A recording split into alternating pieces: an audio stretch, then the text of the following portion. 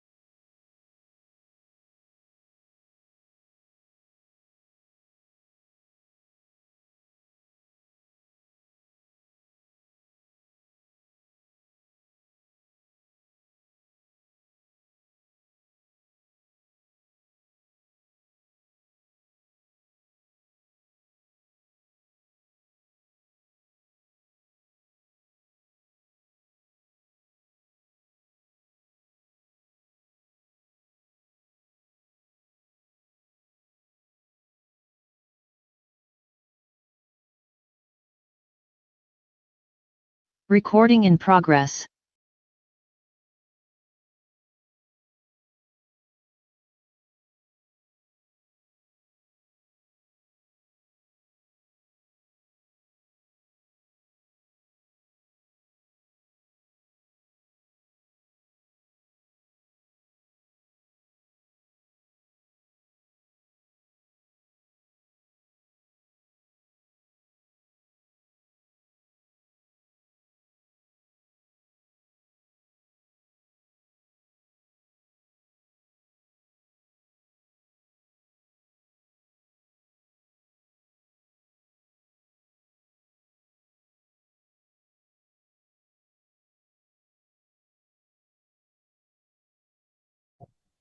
Good afternoon, honorable members, and welcome to the meeting. It is now 3 o'clock. We have agreed in our last meeting that we will meet today to further deliberate on the outstanding items on the agenda which we had in the last meeting. And in that meeting, we were also supposed to have received a presentation from General Staban on security arrangements. I see he's here in the meeting. General Staban, can I check if you are ready to make a presentation?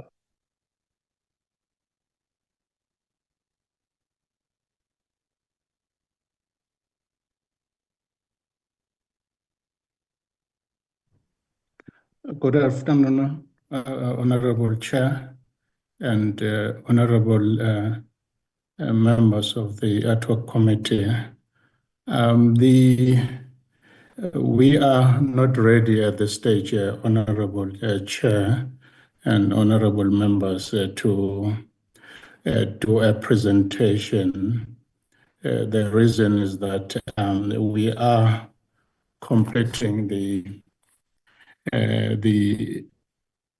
overall plan, which would be indeed ready to do a presentation. Perhaps I must also indicate that when we do also the presentation, it would not be, would also request the chair that our presentation would not be, shouldn't be done in a virtual platform. Okay. Yes. Okay. So let's do Audible, like this. Once you, just to still your mouth, once you are ready to come and present before the committee, you will let us know. And whatever requirements that you need, you will also inform us. Yes, Honorable Chair, will do that. Thank you so much. Bonani, can I check if we have apologies? Good afternoon, Chair. I have not received an apology. Okay. Thank you. Thank you so much. We are going to proceed, honorable members.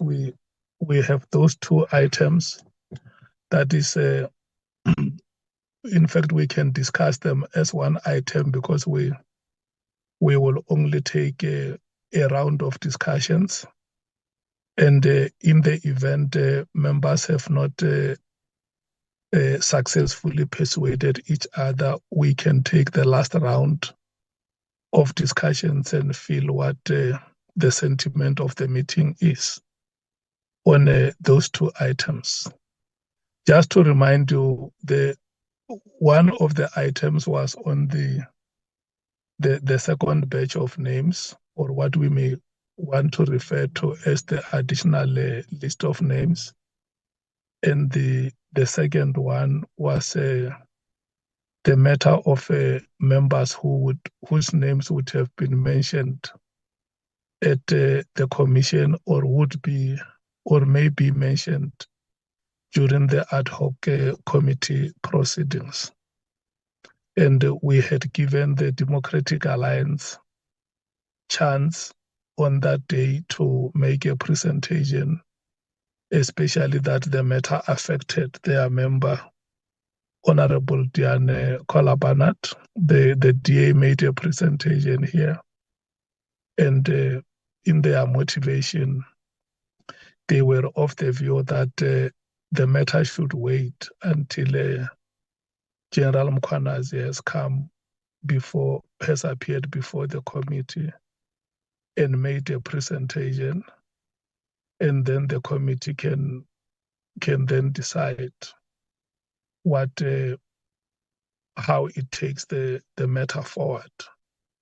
Maybe let me check with the honorable members from the DA if I have correctly represented them, or they want to make a statement.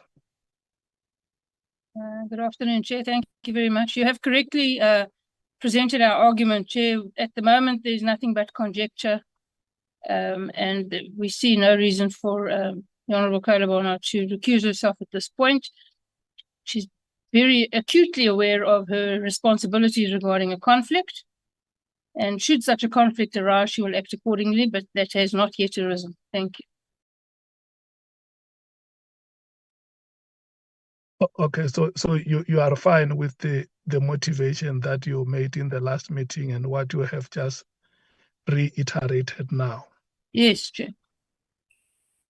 Okay, and and maybe before we go to the discussions of the items, can I request Bonani to flight the list of names on the screen, the names that were gathered in the last meeting?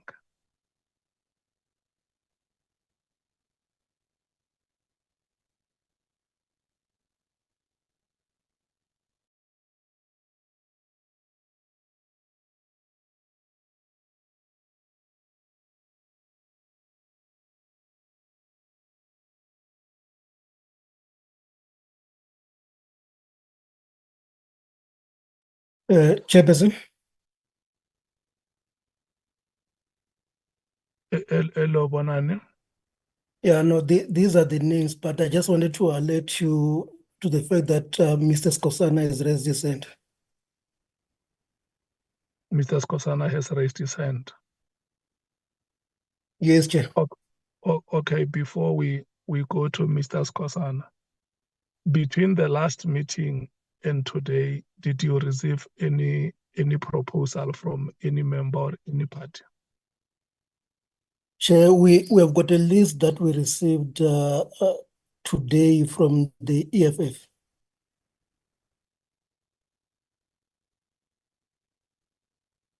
Okay. Maybe is it the EFF alone that has submitted names? That's correct, Chair. Okay. Chair, forgive me for interrupting. We would also, the Honourable Cameron wants to make some suggestions as well to the list. We haven't submitted the names, we're submitting them today in the meeting.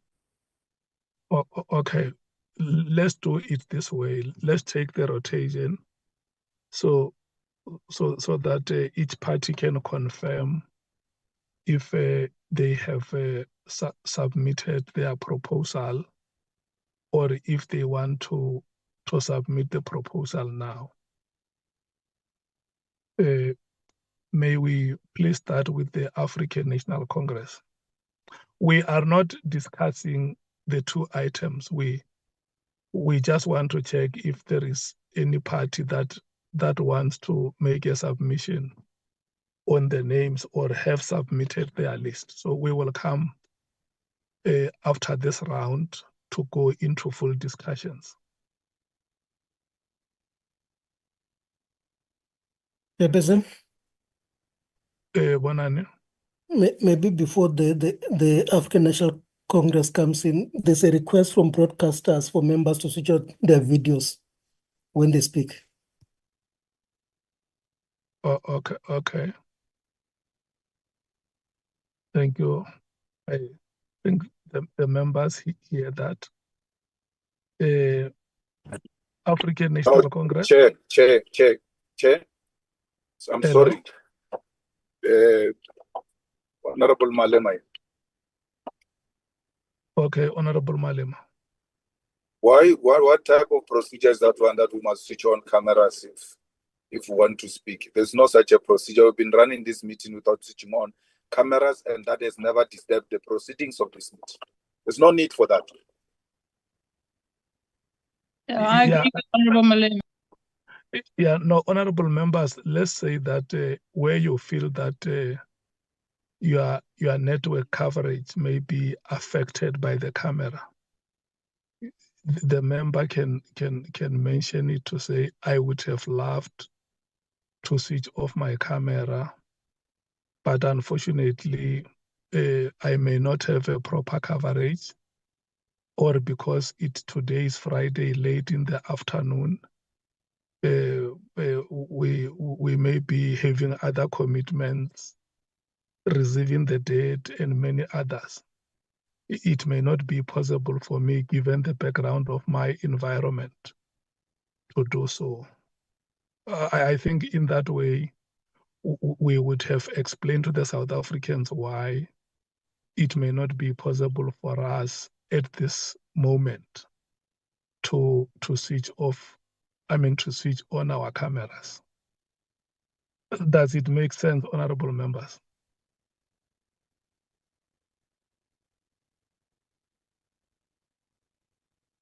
Agreed, Chair. Thank you so much. Can I please check with the ANC if you want to make additions to the list that was gathered in the last meeting? Thank you. Thank you very much, Honorable Chair. The African National Congress will not be adding names, Chair. Thank you. Can we then move to the MKP?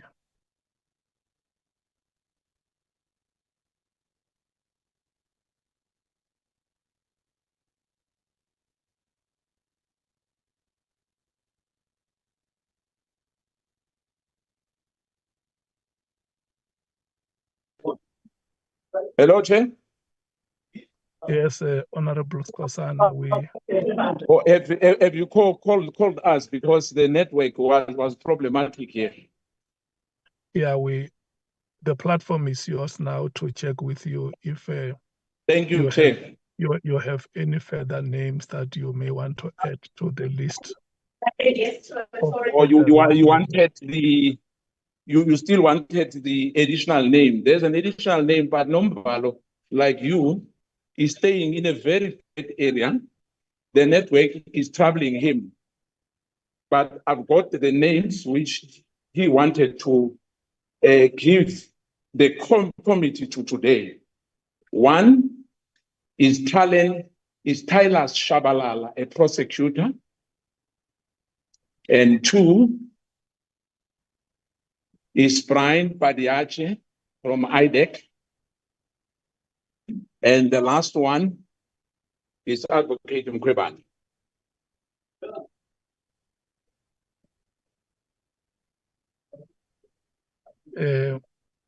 Are you satisfied that your name are captured on the screen? I'm satisfied, Chair. Yes. And are you satisfied that those are the additions that you want to make?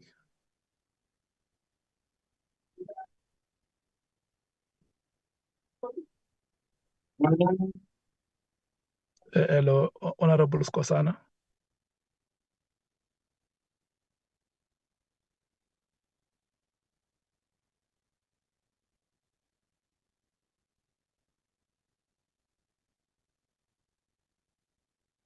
Honorable Skosana. Yes, Chair. Yes, I wanted to check with yourselves if those are the only three additions that you want to make. Those were the three which Honorable Nomvalo came with, and Honorable Chongwe. Okay, and then what is the motivation behind the three names? The ID, Brian, I'm told that when General Mkhwanazi, he raised his name as well. And the other two, when it comes to the state capture issue, that's the motivation from my colleagues for Tyler Chabalala, who's been named as well by General Mkhwanazi as well.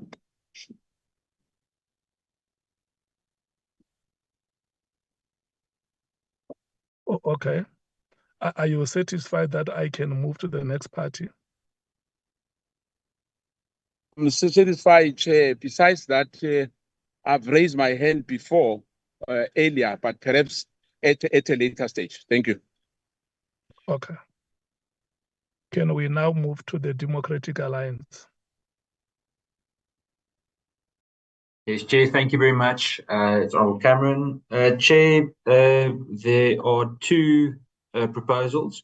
The one is the proposal of Lieutenant General Peter Jacobs from Prime Intelligence. I believe that we need as broad a picture as possible.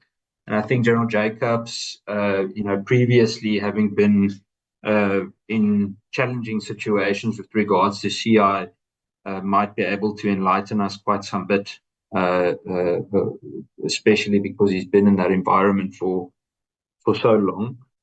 Chair, the second person is MMC Smith from the city of Cape Town, specifically relating to the public allegations that were made that Minister Mkhwanazi had private briefings about the raid on his office earlier in 2025, and that also the pre-informed or pre-information that was shared with certain MPs with regards to the raid before then. So I think that might touch very well on the allegations regarding political interference. And then, Chair, the third is more of a question or an objection. I'm not 100% sure about the invitation of ex-advocate Tefo. The reason, very simply, is that the former advocate was struck off the roll of legal practitioners by the Gauteng High Court in 2022. Many complaints of misconduct and dishonesty, as well as misappropriation of funds. He since sought leave to appeal the judgment, but his application was dismissed in May 2024 because of it being filed late and it lacked reasonable prospects of success. So I can provide all the reasons or the detail of the misconduct, as well as the misappropriation of funds, as well as the failure to previously cooperate.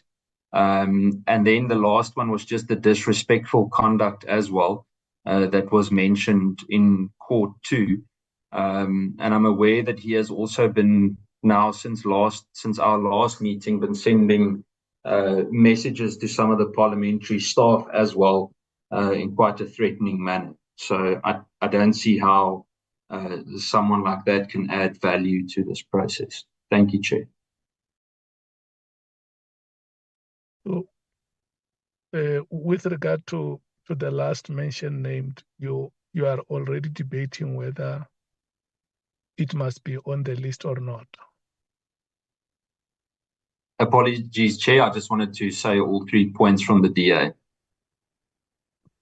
Yes, I'm saying to you that with the last mention named, the name of Advocate Tefo, your view is that it must not be part of the list. Correct. That's correct, Chair. Yeah, no, we are still coming to discussions. 100%.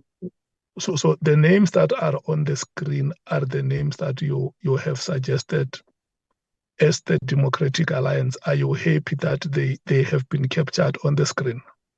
Yes, thank you, Chair. Thank you so much. The EFF. Thank you, Chair, and good afternoon, honourable members, and to our support team.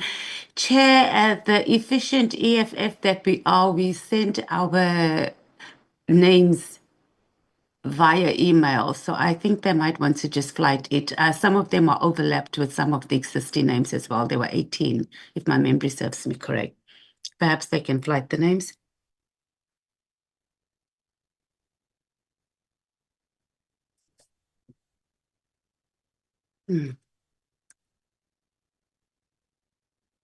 Yeah, Honorable Matthias, may you please take us through and read the names one by one and satisfy yourself that the list That's our list. being, Yep, that's exactly our list. May you please read the names one by one. Okay, it's President Cyril Ramaphosa, the former police minister Nathi Mthethwa, the minister Ronald Lamola, who was served more in his capacity as the Justice and Correctional Services, the current Minister of Sports is Gayton McKenzie, Dumsani Kamalo, then the Deputy National Commissioner for Policing, the Deputy National Commissioner for Support Services. Okay, it's going off the list now. Then General Khan. We had agreed anyway at the last meeting on the IDEC head. Are we going to go up a bit? Then also the Hawks head is already on the existing list. And 11 and 12, MP Glennis and Adams, they were already on the list. We've added the Member of Parliament or the chairperson for the Police Committee, Honourable Cameron, also the members who were present in the Portfolio Committee on the 5th of March meeting, the Police Chief of Staff. This is who's already on the list, which is number 15. And number 16 is the acting Ekurhuleni Metro Police Chief, Julius Mkhwanazi. We've added number 17, the former Executive Director for the COG, Melusi Mantlu. Also the mayor, the former mayor for the COJ, Herman. Number 19 is the Metro Police Officer, Johannes Mohlati. And then it's Brown, number 20, it's Brown Moketsi, Vusi Nhlanhla, and you need to go up a little bit. And then Khatso Molefe. That's our list. Okay. Honorable Matthias, would you want to motivate your list? For each one, Chair, or is there anyone that we want to, in particular, that there needs to be motivation? Well, I can come in, Chair. Okay, thank you. Yeah, no, it's fine. Honorable Malema, let's allow her, if there is anything further she wants to say, when she finishes, you can come in. All right, thanks. No, I'm fine, President. I'm happy for you to take over. I just didn't know if there was any particular names that needed motivating. I thought we'd cut it short that way. But President, thank you. Through a permission, Chair. Come in. Through a permission. Yes, you are allowed. President Cyril Ramaphosa is mentioned, and former police minister is mentioned. Remember, General Mkhwanazi said Minister Mthethwa called him to his house to speak about removal of Mutluli's case. The Minister Ronald Lamola, Brown Mokotsi, is reported to have been involved in the apprehension of Thabo Bester during his tenure as a Minister of Justice and Correctional Service. Minister Gayton McKenzie said he wants to be called because he's got a lot to say and he's got a lot of information about the criminal syndicate that is taking place in this country. And therefore, we think someone in that position who says, I know criminal activities, and I can tell you which police is involved, which one is not involved, which general and all of that. He needs to be put on the stand so that he can be tested. Khumalo, I think we all know why he's there. Musiliki, for his purpose of policing, we need to get that informed input, and then support services as well. General Khan was also mentioned by Mkhwanazi several times, and he says he's also suspecting that information was leaked from intelligence management to Mkhwanazi, and Mkhwanazi who passed it to him, and then Mkhwanazi mentioned Khan. IDEC, we all know why. Oxhead, we know that there's an allegation that, amongst others, when Molefe was going to be arrested or something like that, he was called and he sent the hawks and all manner of things. We need clarity from that perspective. MP Brettenbach advocate dealt with the Mkhwanazi's case, and she can share more light when she's on the other side of the table, because she'll be given an opportunity to help us in that regard. We know why Honorable Fidel Adams is mentioned. The chairperson of the portfolio committee is mentioned that on several occasions tried to come before the committee, and they could not get joy, and eventually they were given that opportunity by the chairperson of the committee, which we think that he will have more information as to what necessitated him or what made him to even take such a bold decision to allow them to come before the committee and make such a presentation. The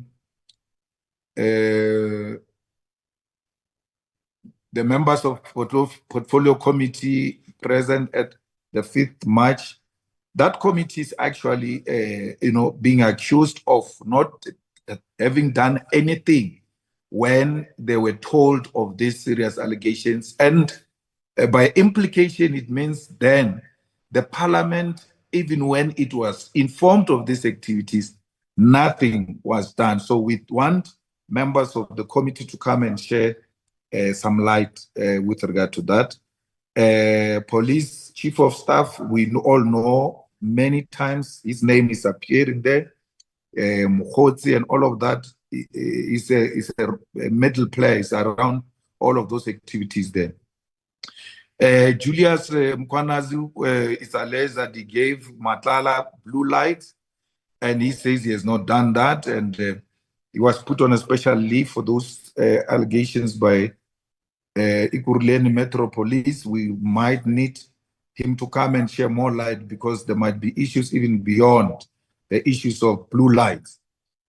Former executive director in the city of Johannesburg, we know the Metro Police are also implicated, but we also know that we were told there were letters about General Sibiya from the city of Johannesburg, and we think that both him and the former mayor, who actually was presiding over the municipality when Sibiya was employed in Johannesburg, and all of that. COJ, Metro Police officer, I'm told that he actually was instructed to go and check whose car is parked outside Mkhwanazi and run registrations on that car, and so effectively he was not even on duty or assigned to engage on such activities. So he might have to come and explain why can he be summoned to come and run such things on private citizens who have not even opened a case or called police or try to get law enforcement intervention through the proper channels and not in a crooked manner as suggested. So we think COJ Metro Police officer is important. Brown Mkhwanazi, we know. He has explained a lot of things about his involvement. He sees nothing wrong, that he was facilitating between minister and these people. He was mediating, and he was not mediating as a minister. He was mediating or talking to him as a comrade. So he must come and tell us, when do you take leave from being a minister and being a comrade? Is there such a thing that there's a day where you can just say, I'm no longer a minister today, so he's got a lot of explanation to do, including those facilitations between him and Nhlanhla. Nhlanhla is also central, implicated many times, and Katiso Molefe.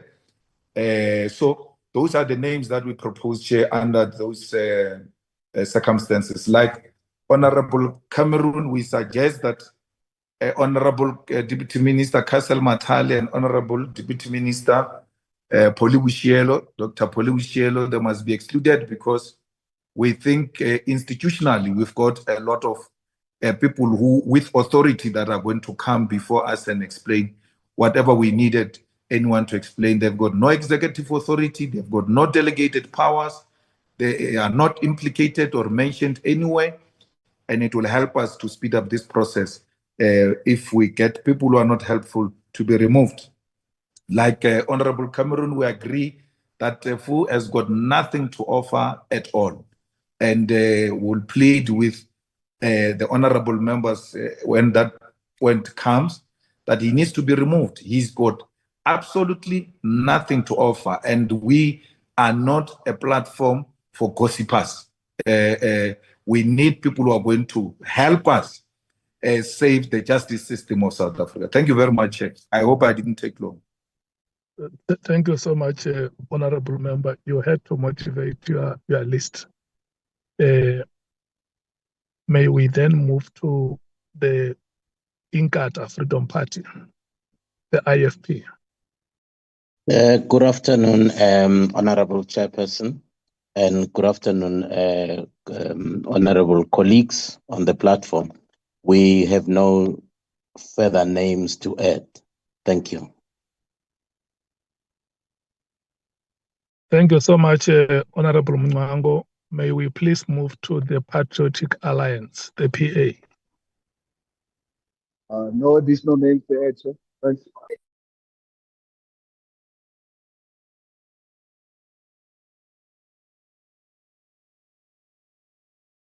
Bonani, how many names are there on the screen?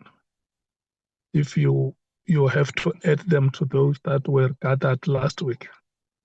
Can I just give you 2 to 3 minutes to do the consolidation and tell us how many names?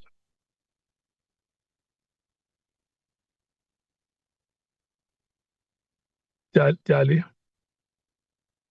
Thank you, Chair.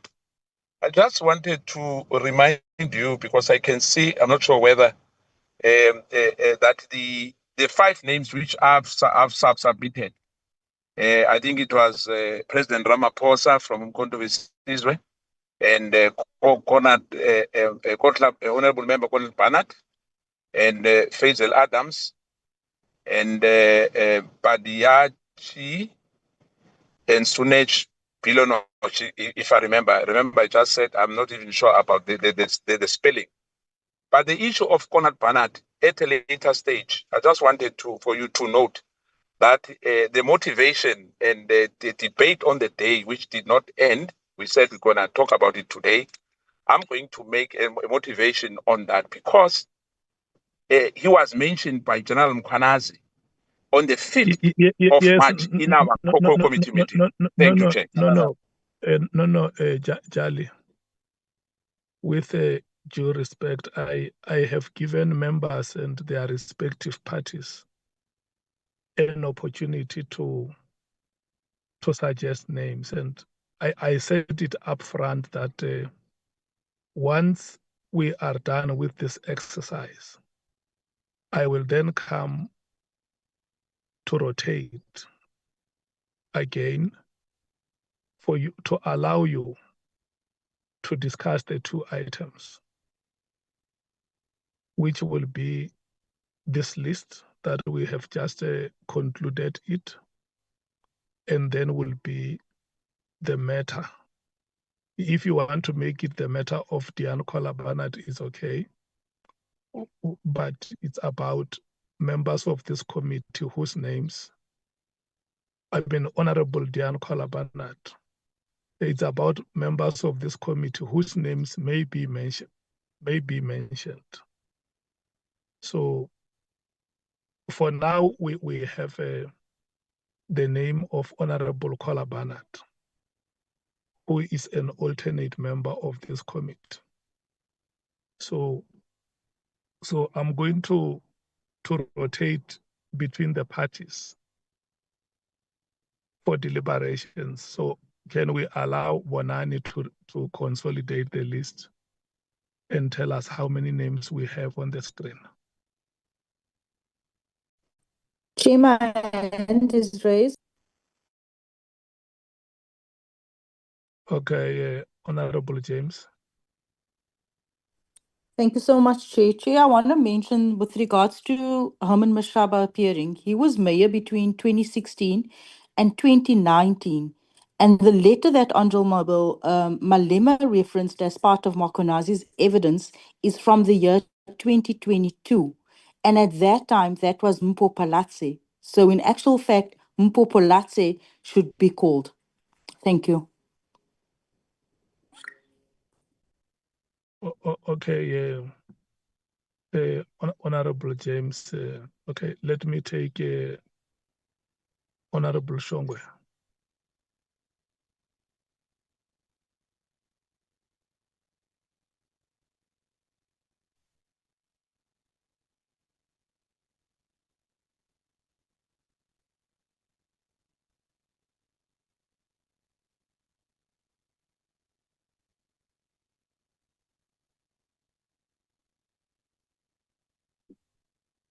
Honorable Shongwe, your microphone is muted.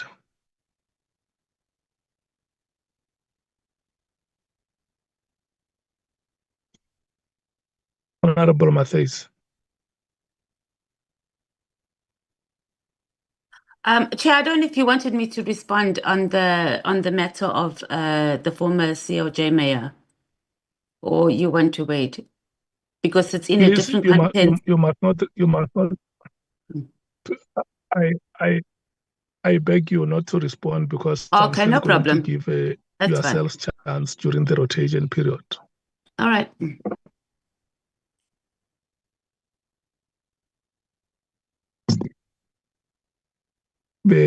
I see the hand of Honorable Skosana is up. Yeah, Shongwe and Nomvalo, they've got a problem. But he before, because when you call him, he sent a message that he raised the name of David Makura, who was the premier at that point in time, and Collins Lichwalo was the ref CEO. He raised those two names from his side. I thank you, Chair. Okay. Bonane, have you captured those names? Yes, Chairperson, I've just captured them now. Okay. And how many names do we have? I see the hands of Honorable James and Honorable Matthys are still up. Sorry, Chair, lowering mine.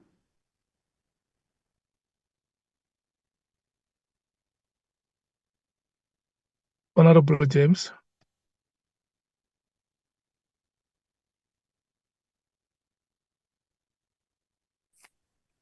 Okay. Yes, Chair, sorry, just repeat that. I just had to step away. I'm saying I see your hand is still up. No, it's an old hand, it's a legacy hand. Okay, thank you so much. Bonani, you will let us know when you are ready. Chairperson, I am ready. The list that I have is 34 people. Thank you so much. Honorable members, we are now going straight to deliberations on these two items, the list and the names of members of this committee who would have been mentioned or will be mentioned during the proceedings.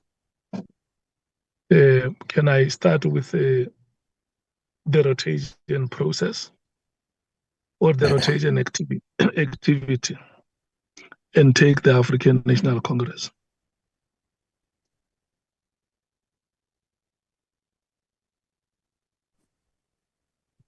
No, thank you very much. Thank you very much, Chair. And good afternoon to you and all my colleagues, the honorable members who are here, and our legal team and everybody else that has had an opportunity to join our meeting. Chair, I would like to suggest that in discussing the two items you have suggested, and perhaps we may have to start with one and come back to the second one. But if it is better to discuss it simultaneously, I also have no major problem, except that I would have preferred that we separate the two.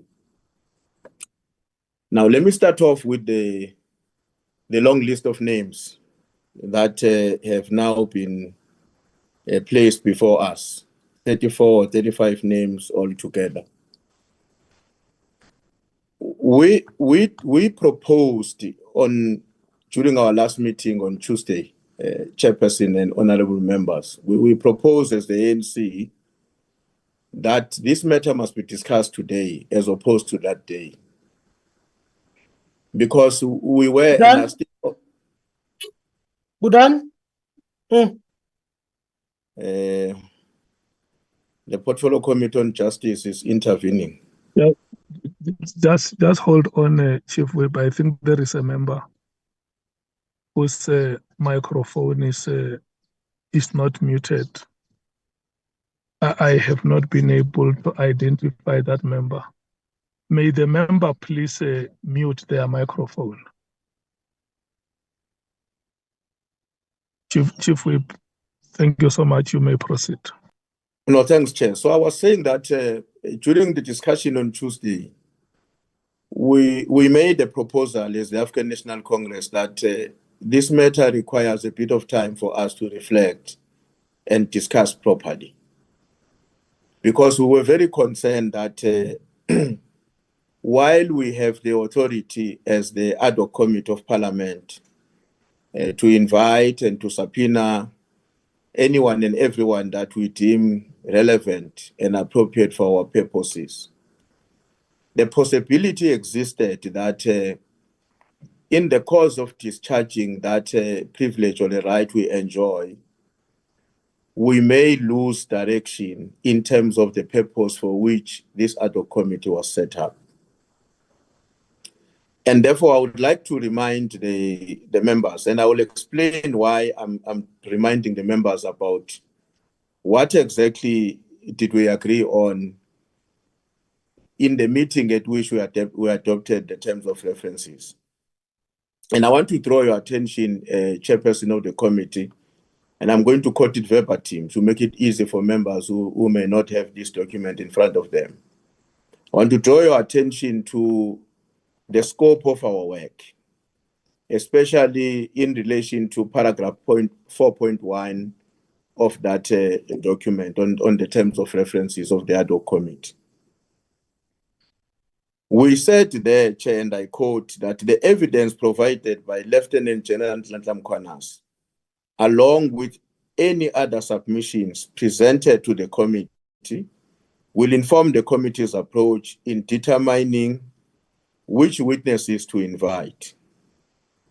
However, such evidence or submissions shall not restrict the committee's discretion in deciding who may be called as a witness.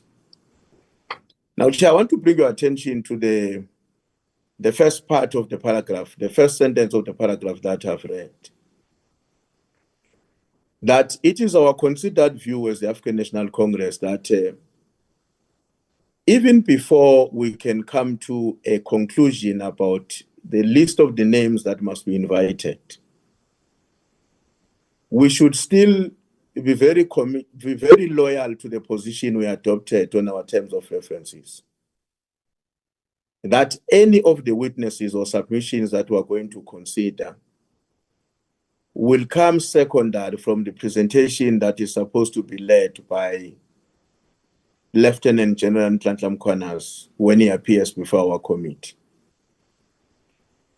So, Chair, we would like to suggest that the committee should exercise its mind and change the way in which the various submissions before this meeting have actually directed us to, which is the temptation of enlisting a long list of people with motivations, of course. We may decide when we discuss the motivation which name carries through, which name does not carry through. But our view as the African National Congress is that on its own will be an exercise in futility. Because unless the General Mkhwanazi appears before us, it might be very difficult for us to make an informed position about whom to invite and who not to invite.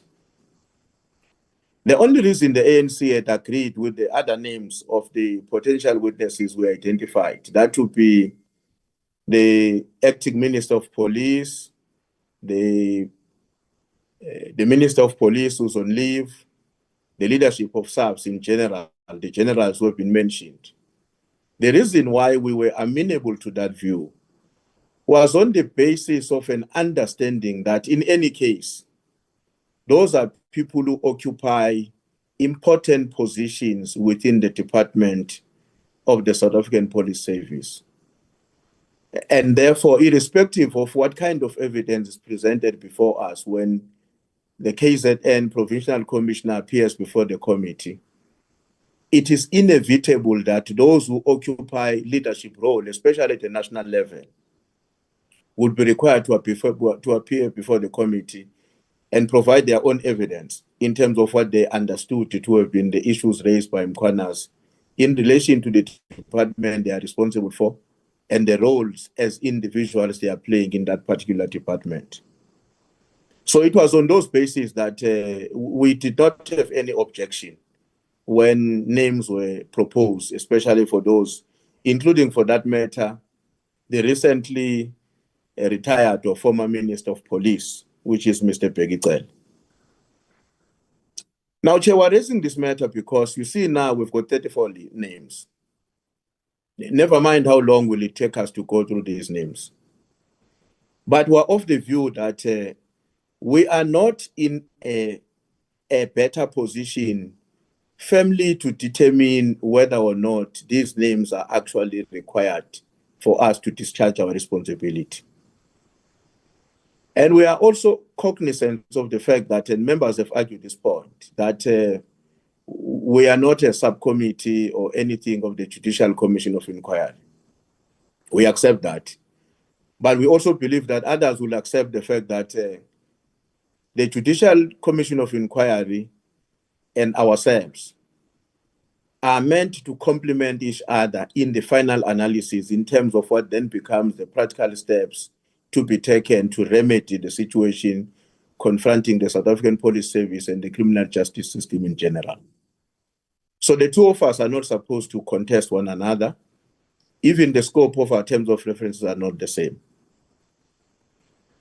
So we want to propose, Chairperson, that rather than enlisting the long list of names and maybe spending the next 2 hours to debate whether this name must be in and that name must be out, let's take a principled position that we have all these names as identified by the various members of this committee. But at this point in time, we are not taking a decision that these names we must go out and work on them appearing before the ad hoc committee.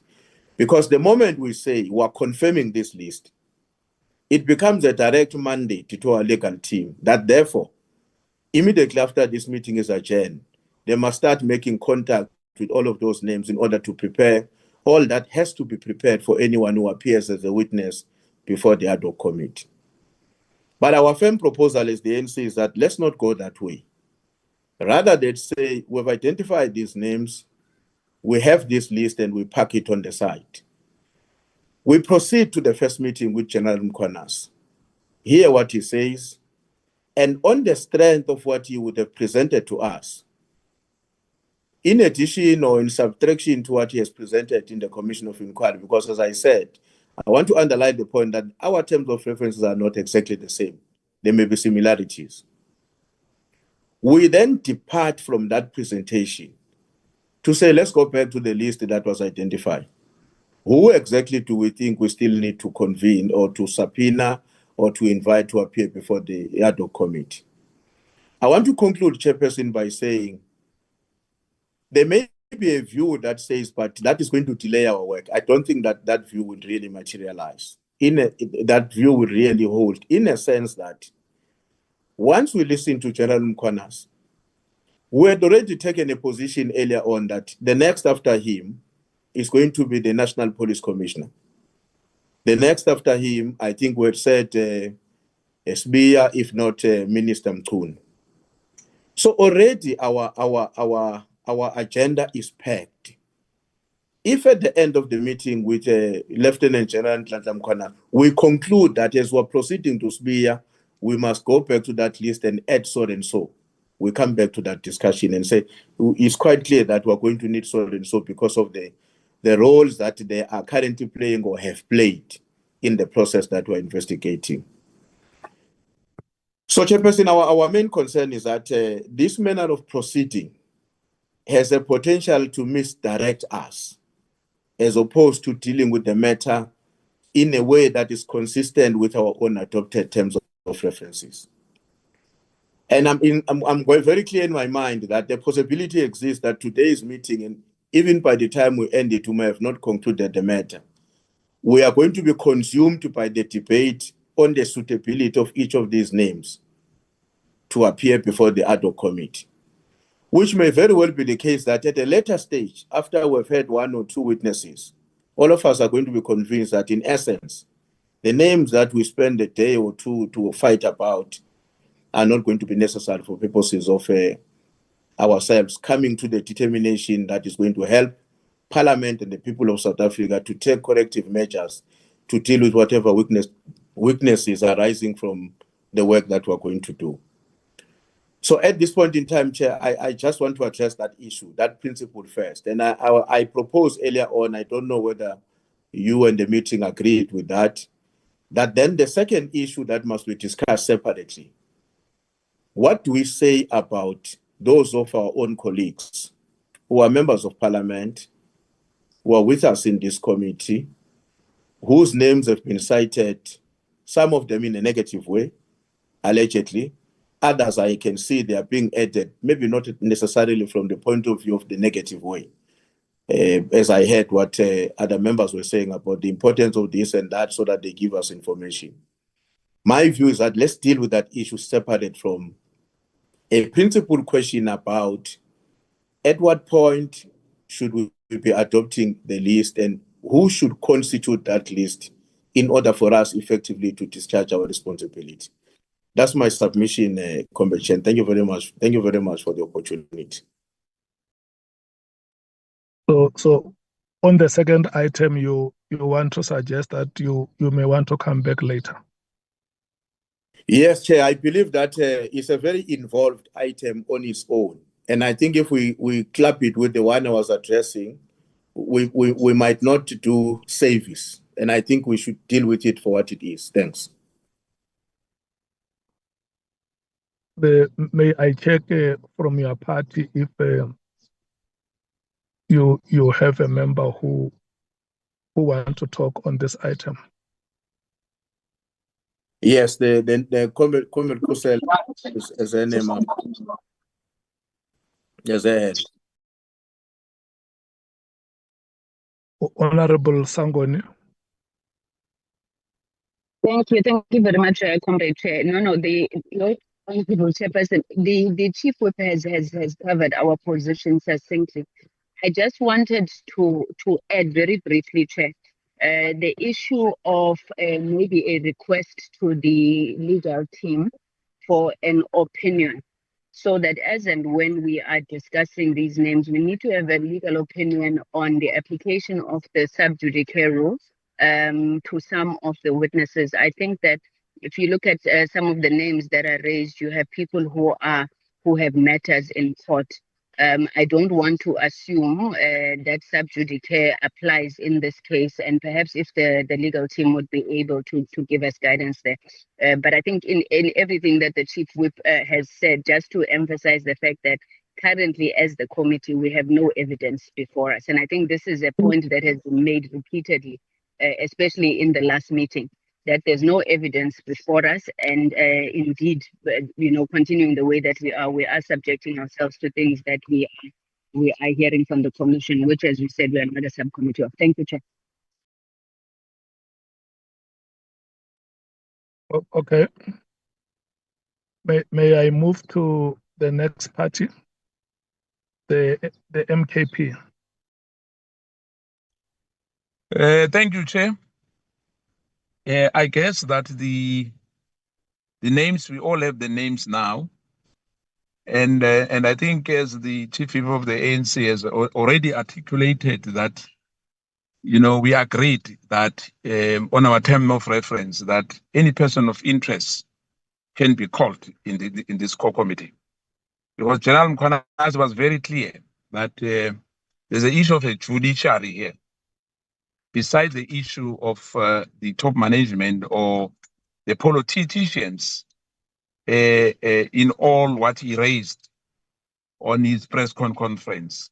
But besides the press conference, there was some member that sits in the police portfolio committee. I sit there. When given an opportunity, I'm going to explain exactly what happened on the 5th of March. When General Mkhwanazi came before us and the ministers and the top management of the South African Police Service. And as I said earlier, the issue of our two honorable members who were mentioned by General Mkhwanazi, not at the Madlanga Commission, but at our committee meeting. The name of, in particular, Honorable Barnard was mentioned by General Mkhwanazi. So it should not be like her name was only raised at the commission. It was raised before us. As I said, in one of that, we were a bit slow, and we have to take responsibility that we could not do what we're supposed to do, if that's the case. But the issue that the name only derives from the Madlanga Commission is misleading, because it doesn't come from there. Mkhwanazi made it very clear on our core committee, and one can submit as well evidence on that if there's any dispute when it comes to the issue of honorable member to recuse herself. That is based on what Mkhwanazi, General Mkhwanazi has raised, on the 5th of March. The other second issue, which perhaps we'll come back to it, we'll make our own input on that. But for us as Umkhonto Wesizwe Party, we are very clear about the name which we submitted, the 5 which are submitted in the last meeting, which I've mentioned earlier, and the other members, Nomvalo and Shongwe, they've raised. Initially they gave 3, but I see the 5, the other 2 came from Nomvalo, Makura, and the other one. If there's any debate about that, motivation, we are ready. Thank you.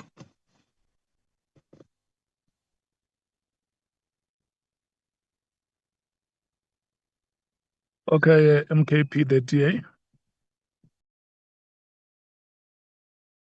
Thank you, Chair. Chair, I think that Chief Whip raises a good point. Just a few comments is that I think the list is very long. Now, if that's what it's going to take, then that's what it's going to take. But I think we must make sure, we think that we must make sure that we don't unnecessarily drift away from the crux of the mandate that we've been given. even though it would have been fantastic for us to be able to solve all of the problems in the criminal justice system, I think, our mandate is to specifically focus on the allegations made by General Mkhwanazi. We must also just remember, Chair, that the list isn't finite. It's not something that needs to be set in stone now. Things may come up during testimony of different individuals that may lead the committee to decide to invite someone else. So I think we just need to constantly remind ourselves when we decide about the list that we need to make sure that that we invite the individuals that are specifically needed with relation to the allegations made by General Mkhwanazi. Thank you, Chair. Okay, the EFF. Thank you, Chair.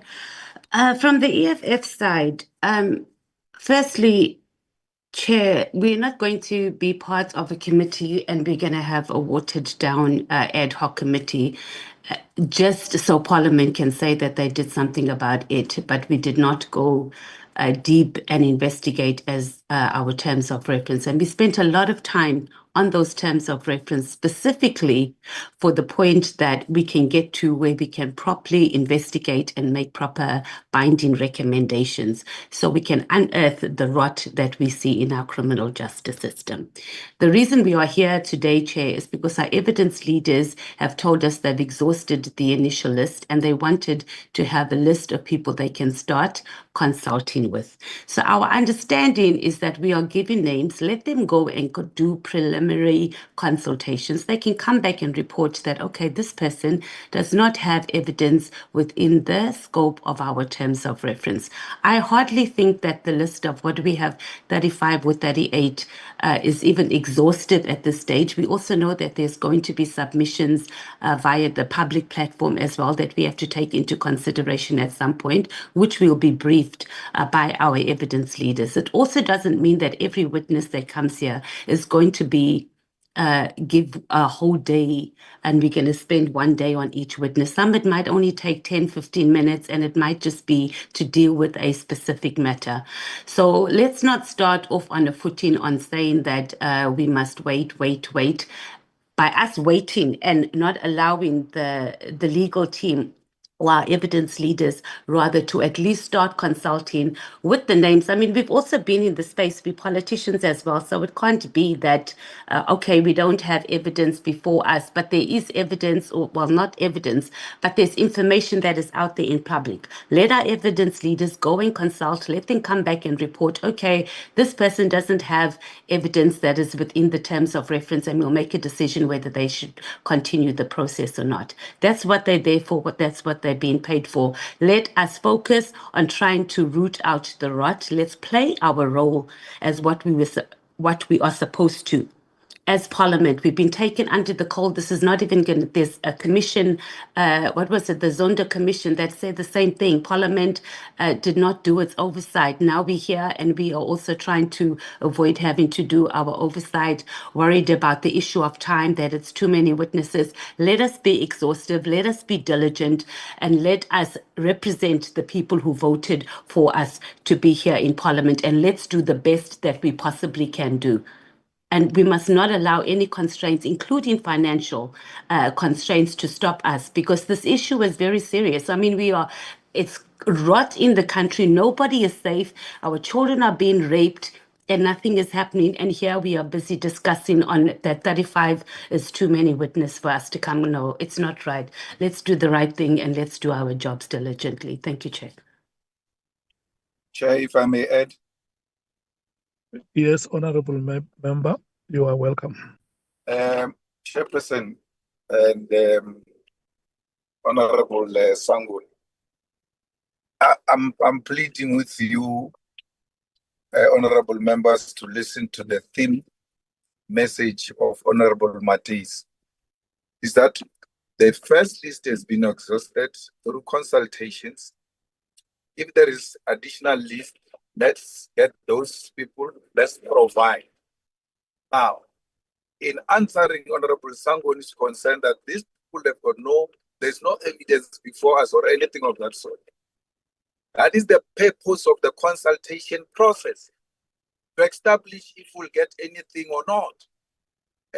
But if it's very clear, open to us as a committee that we're not getting anything here, let's agree even without subjecting such names to consultations. But the legal team, the evidence leaders are here to help us to say, okay, we received these names, we've consulted with these people, and we think the following can help the commission arrive at a reasonable conclusion.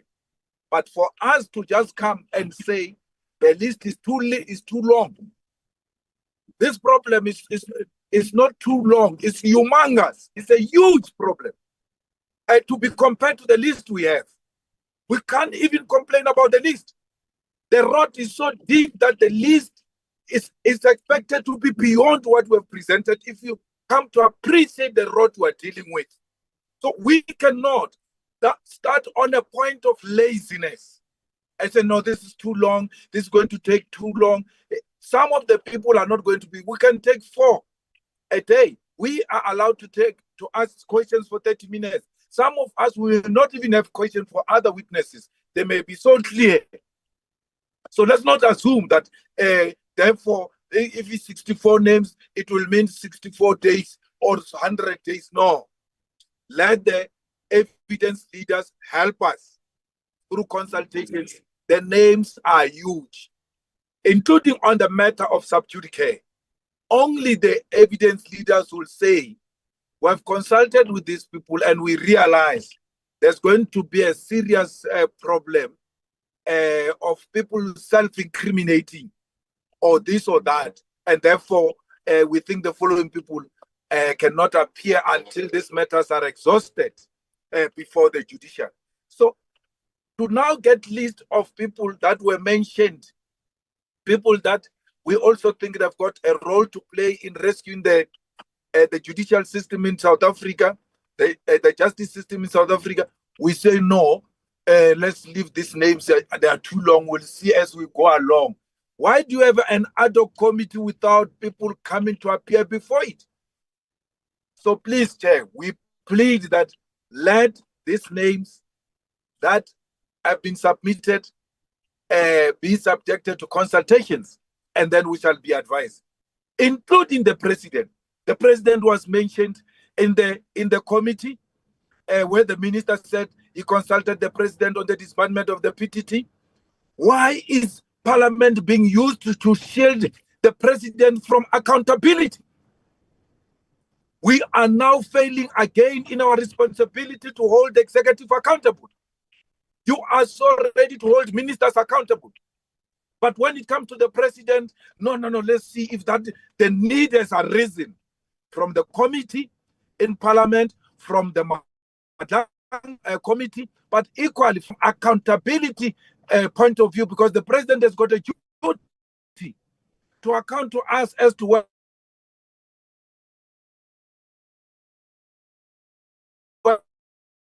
whether he knew if his minister was involved, you want to shield it. Because I know central to what you are suggesting is that the president must not appear before us. There's no need for that. And you are just ashamed to go straight about it. It's wrong. The president is not above the constitution. The president must be held accountable by Parliament, and this committee should do that. And we appeal that no one must be treated differently. All of us must be subjected to the accountability, and the executive, more in particular, must be held accountable by Parliament. That's why they established the ad hoc committee. Thanks, Chair. Thank you so much, honorable members from the EFF. May I please take the IFP, Honorable Mwango. Well, thank you, Honorable Chairperson. I'm sorry that I will not actually switch on the camera because of the circumstances under which I'm actually sitting. I have challenges of connectivity here. With regard to the matter that we are actually discussing right now, I had thought that we were actually developing a provisional list of potential, witnesses. And for us at this stage is to note them and then hand them over to the evidence leader to actually do the consultation. And they should actually be able to come back to us and say, look, so and so does not actually have any substantive issues that can actually assist the operations of this committee. Therefore, we then go through the list and eliminate whatever actually would not assist the operation and the working of this ad hoc committee. Because as other honorable members have pointed out, that we still do not have any evidence before us. Once evidence is led by the chief witness, in this case, Lieutenant General Mkhwanazi, and others for that matter, there might be need for us to actually to revisit the issue of the list, to see if we subtract or add new names that may have actually cropped up in the process of evidence being actually led before this ad hoc committee. So I think that part of what the chief whip of the ANC actually said to me makes sense. Equally, what the Honorable Mr. Malema is making, it makes sense, but I was actually pleading that let's actually accept this list as a provisional pool of names or pool of potential witnesses from which actually we will then be revisiting from time to time to ensure that our work actually is complete. Thank you. Honorable Stolz. Yeah, Honorable Chair, I think I would say that we should show consistency in how we debate this issue or how we deal or discuss this issue. In our last meeting, it was said that we cannot just use people that has been named by General Mkhwanazi and then make them sit as witnesses before us. Today, we have names that has been mentioned by General Mkhwanazi and more names, which is not a problem.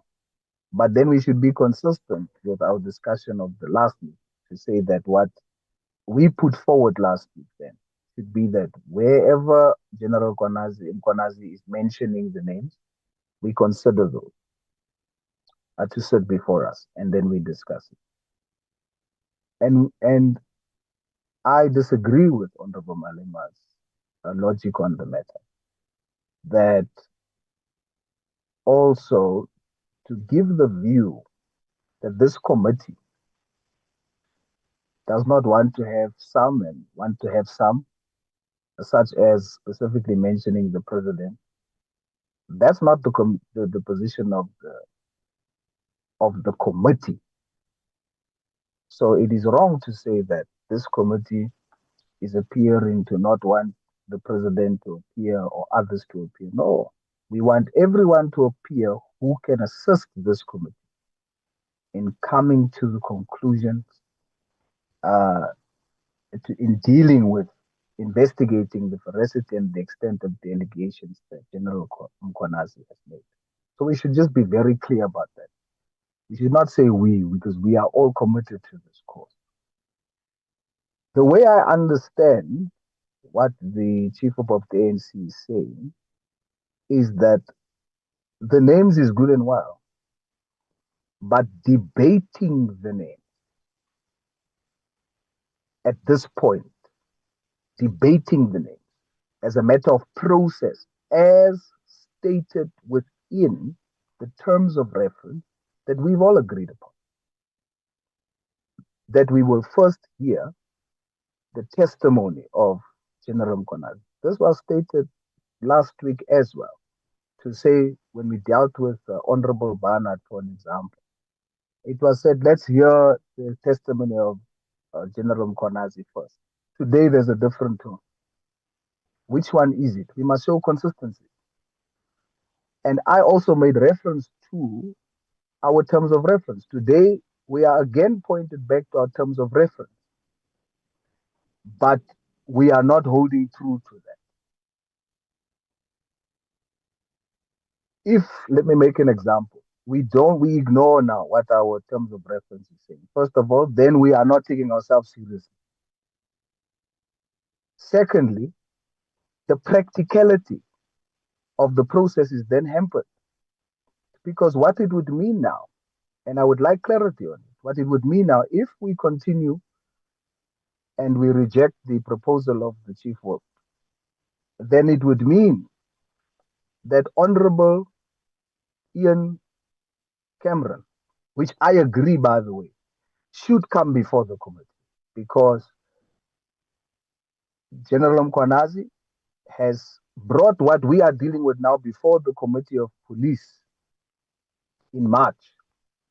And it would be good to hear, as the chairperson was presiding over that matter, why is it that the chairperson and the committee did not pursue what General Mkhwanazi put before them then? So I agree with the name. But what it would mean if we deal with it now and not first wait for the testimony of General Mkhwanazi as per our terms of reference. What it would mean now is then Honorable Ian Cameron must then also recuse himself now already, because he's part of that name. How will that now impact our process? Whereas if we say, this is how I'm understanding the proposal of the Chief Whip. If we say we have General Mkhwanazi, like our terms of references, appear before us first, and those within the upper echelon of the SEPS ranking appear before us, but after General Mkhwanazi appears, we then, based on the testimony before us, not on other platforms like in the commission, etc., because I was told here that our position is we are not a subcommittee of the commission. So we will, for ourselves, hear testimony first and then make a decision. We will not follow the queue of the commission. If that's the case, then we should have General Mkhwanazi come, and then we deal with the debate of, based on the testimony we've heard now, these are the people that we want in addition to come. I have no problem. So I agree with the proposal to follow through on our terms of reference, hear the testimony and those that has already come for consultation, and then deal with the relevance or of the names that has been given thereafter. That is my position there, Chair. Thank Okay. Can I check something here? Honorable Skosana, are you a member of the portfolio committee on the police?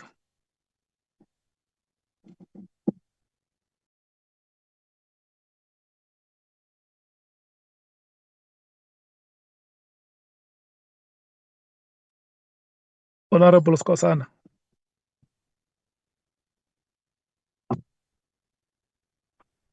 Sorry, Chair, it's Honorable Shongwe. I think he's struggling with network. I may answer on that one. Yes, he is. He serves in that portfolio committee. Yes. Okay. I think what Chair, hello, Honorable Skosana. you called me and I was lost. I don't know. Okay. Yeah, I wanted to check if you serve in the portfolio committee of the police. Yes, I do. Okay. Thank you. No, I think what the EFF said in their submission, they said, Honorable. Hello? Yes, I'm listening. Okay, no, I wanted to confirm that you are a member. I think, what the EFF said in their submission was that they mentioned the name of Honorable Cameron and the members of the portfolio committee. And I think what we should do is to distinguish between the natural person and the juristic person and write the portfolio committee, because I don't think that General Mkhwanazi, when he appeared before Parliament, he was appearing before Honorable Cameron. He was appearing before a portfolio committee. And in any event, whatever Honorable Cameron decides to do or decides to say, it will have to be the decision that the portfolio committee would have taken. He wouldn't speak outside the mandate or the decisions of the portfolio committee. So the best would be to write the portfolio committee. But okay, maybe before I summarize your discussion, let me use my discretion and give Honorable James 1 minute.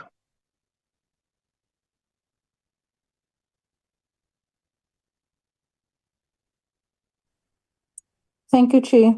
I think my thinking right now, and in the interest of being progressive, we cannot possibly park a list, right? The legal team has said that they now have time on their hands to do consultation. So let them continue with the consultation and advise us in a report in terms of who they think would sort of add value to this process. I'm also looking at the witness list, and yes, it is long, but that witness list is reflective of the state that has been captured. It is reflective of people in every possible state organ that participated in selling drugs to our children. This hasn't started today or yesterday. It goes back many years, hence the long list. So it is important for us to recognize that as well. If anything, I think this list is still going to grow, because never in the history of our country have we had such harsh and real allegations made by anyone. This has been hidden under a carpet for many years. So all the rot is going to surface now, and we must prepare ourselves for a very, very long list. So in terms of parking the list, no, let's not parking it. In terms of taking the first few witnesses for now, let us do that, but let us continue with the process of consultation and let's be progressive. Thank you.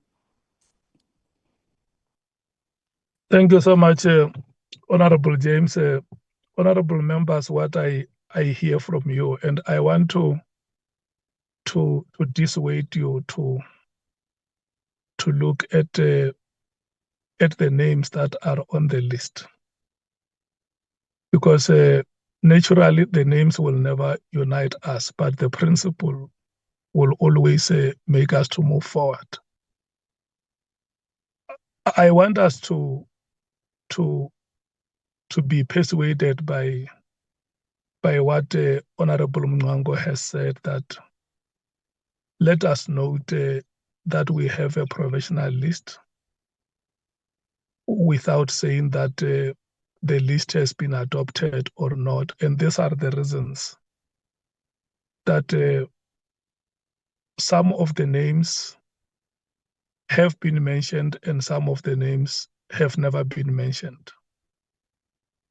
And some of the names have been adequately motivated and some of the names have not been. So what we should do is to note this list and then allow General Mkhwanazi to come and make a presentation on the 7th and the 8th of October. The committee has said that it decides who it invites and who it does not invite. And when that presentation has been made, the terms of reference will be put on one side. The presentation of General Mkhwanazi will be put on the other. And then we will also have the list. And then we then say, this is what we have set out to do, or what Parliament has mandated us to do. And this is what General Mkhwanazi has said. And the reason why I'm saying this, honorable members, is that now, I mean, at that time, he would have appeared before you. You would have had sufficient time to interact with him, to ask him any question that you will want to ask. And then when you have asked those questions and you feel that you are clarified, we will then go back to the list and say, he came here, he presented, we asked him questions, and now we feel that the manner in which the questions have been clarified, we are in a position to consult the list and then say, who do we then invite from this list? And Honorable James says, the list may be shortened from what we have, and it's a sentiment that other honorable members have also expressed. But equally, more names may be added because I don't think that when the general appears before us, there is anybody who is going to be constrained in terms of how they may want to interact with him, for as long as their interaction is within the terms of reference. But I don't anticipate a situation where we will stop a member from interacting with General Mkhwanazi. Whether you interact with him, you exhaust your 30 minutes, or you interact with him for 15 minutes, we can only make a call at the end of the interaction to say, let's look at this interaction, whether it falls within the terms of reference, and if we are convinced that it is, then it stands. I think that is the approach that we should take, and I had the majority of honorable members in this meeting saying, let's note this list and allow General Mkhwanazi to come on the 7th and the 8th. Can I check if I made the right summary, honorable members? Yes, Chair, that's agreed.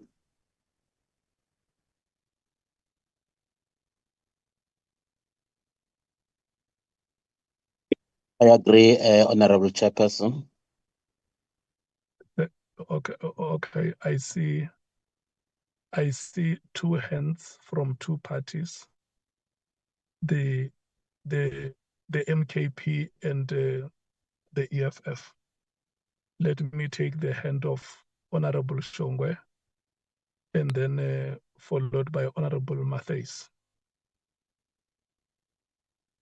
Thank you, Chair. My hand has been long up, Chair, but you were busy deliberating on something else. I had asked about Honorable Skosana to, when you were adding this, I apologize for taking you back. There's a name that I'd asked because I'm struggling with also in network where we don't have electricity. Yeah, we received those names, Honorable Shong. He submitted. Yes, there's one that he was missing, Judge Dustin Mlambo. Okay, so yes, so you are proposing that the name of Justice Mlambo must be added. Please check. Okay. Thank you. Thank you so much. Honorable Matthys, you can lower your hand, Honorable Shong. Chair, just to note the EFF objection on your conclusion, we are not outside of our terms of reference. The terms of reference under witnesses 5.4 and then 5.4.2 says the committee may invite any interested parties to provide input if they wish to do so. So the terms of reference does not say our witness list is going to be informed by our first witness. And our input was that the legal team or our evidence leaders can start consulting with this list, and they can come back and give us feedback whether these witnesses have evidence that is within our terms of reference, rather than us wait until the 7th and then we're going to have further delays. I don't think it's a progressive decision on how you have summarized the matter. So just note the EFF objection to it. Thank you, Chair. Okay, Honorable Matthys, the objection of the EFF is noted. It's an objection against the majority view in the meeting. It's not the view of the chairperson. The chairperson is summarizing what the majority of the participants have said in this meeting today. That objection is noted. Thank you.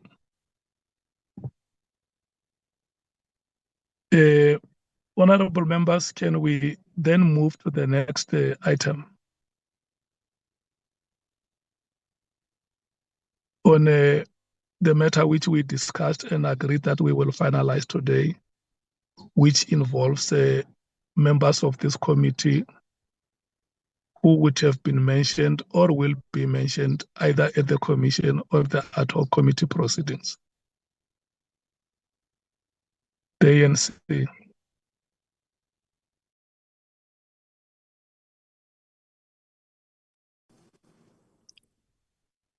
Chair, thank you very much, Chair.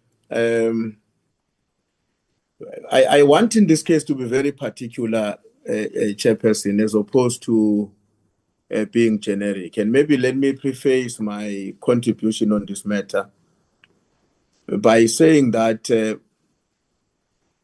if you listen to some of the voices in society, questions are being raised about the fact that Parliament was briefed about what was happening as early as March this year.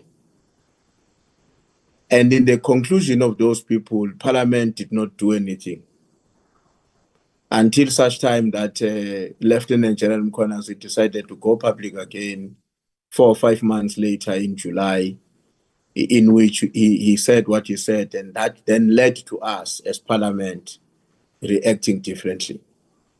Why am I mentioning this point? I'm not mentioning this point in order to cast aspersions on the Parliamentary Portfolio Committee on Police.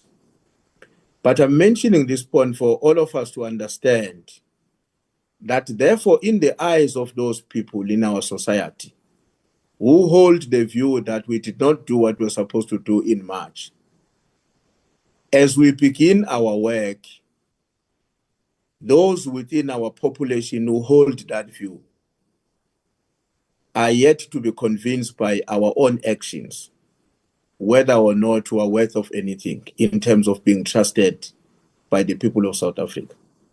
And I want to be correctly understood that I'm referring to those in our society who have come to the conclusion that by not doing anything as early as March, when this matter was reported to us, Parliament was essentially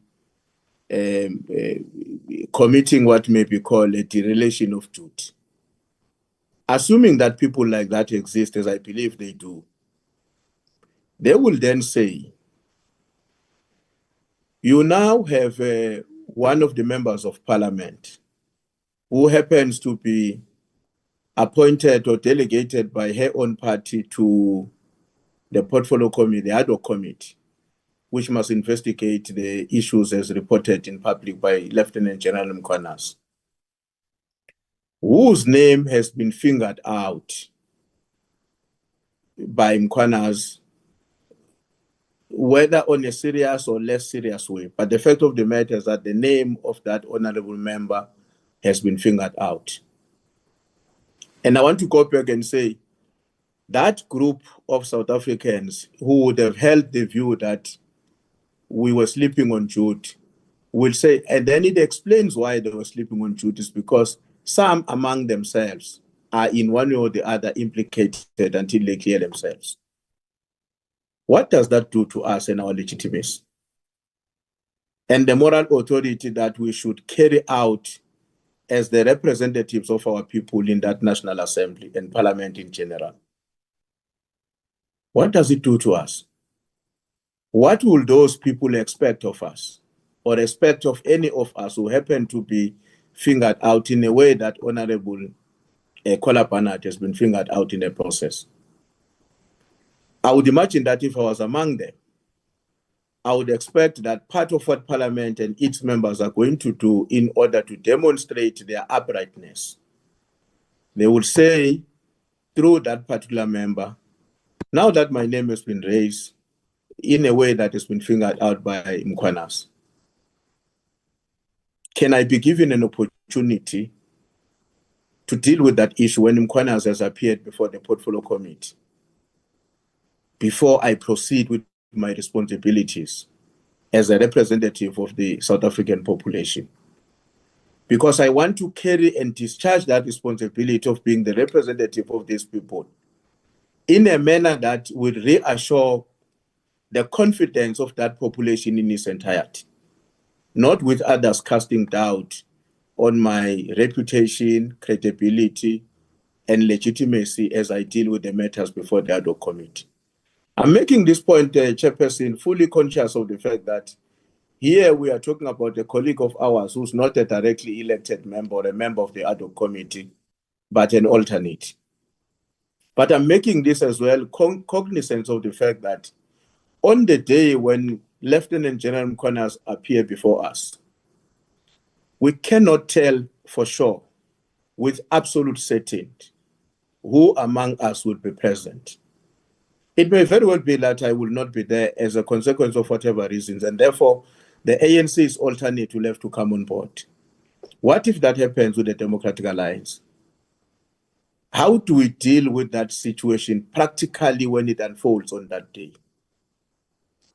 Because there are things we can determine with absolutism, and there are things we can't determine with certainty. One of those would be whether or not me, myself, I will be at the meeting on the 7th and the 8th of March, of October, when the Lieutenant General appeared before us. If that were to happen to one of the DA's primary members of this committee, and then the alternate comes in, how do we handle that? How do we understand the population, that segment of the population which would have made the conclusion I referred to? How are they going to receive us as that committee when that happens? And Chair, I'm concluding by saying we would like not to be misunderstood as the African National Congress, to be suggesting that therefore Honorable Kola Barnard is guilty of anything. But we're in politics. I think all of us will agree on one thing, that perception is as important as the reality in politics. How do we manage this perception in such a way that it does not leave a bad taste to a certain segment of our population about who are these people and their legitimacy? They've done this thing in March, they did nothing. Look at what happened now. One of them pops up in this way. How should, as a committee, handle that? Because our credibility is important as a collective, not just one component of the committee.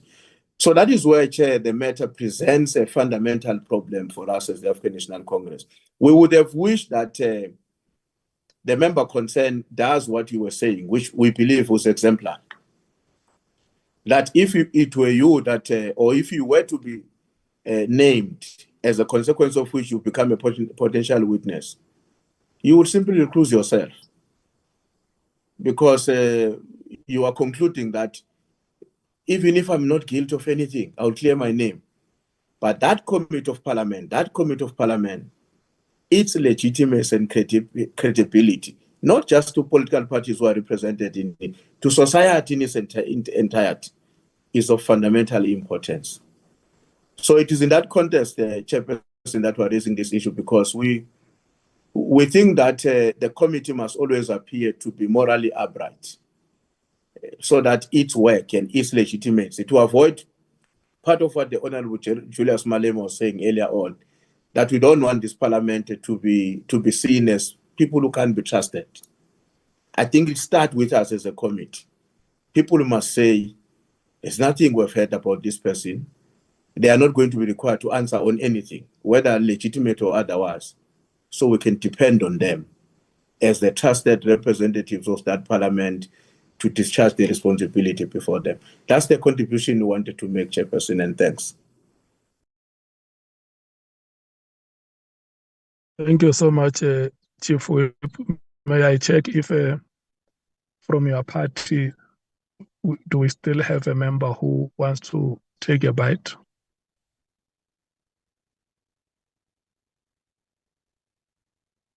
Okay, we are proceeding. May we take the MKP?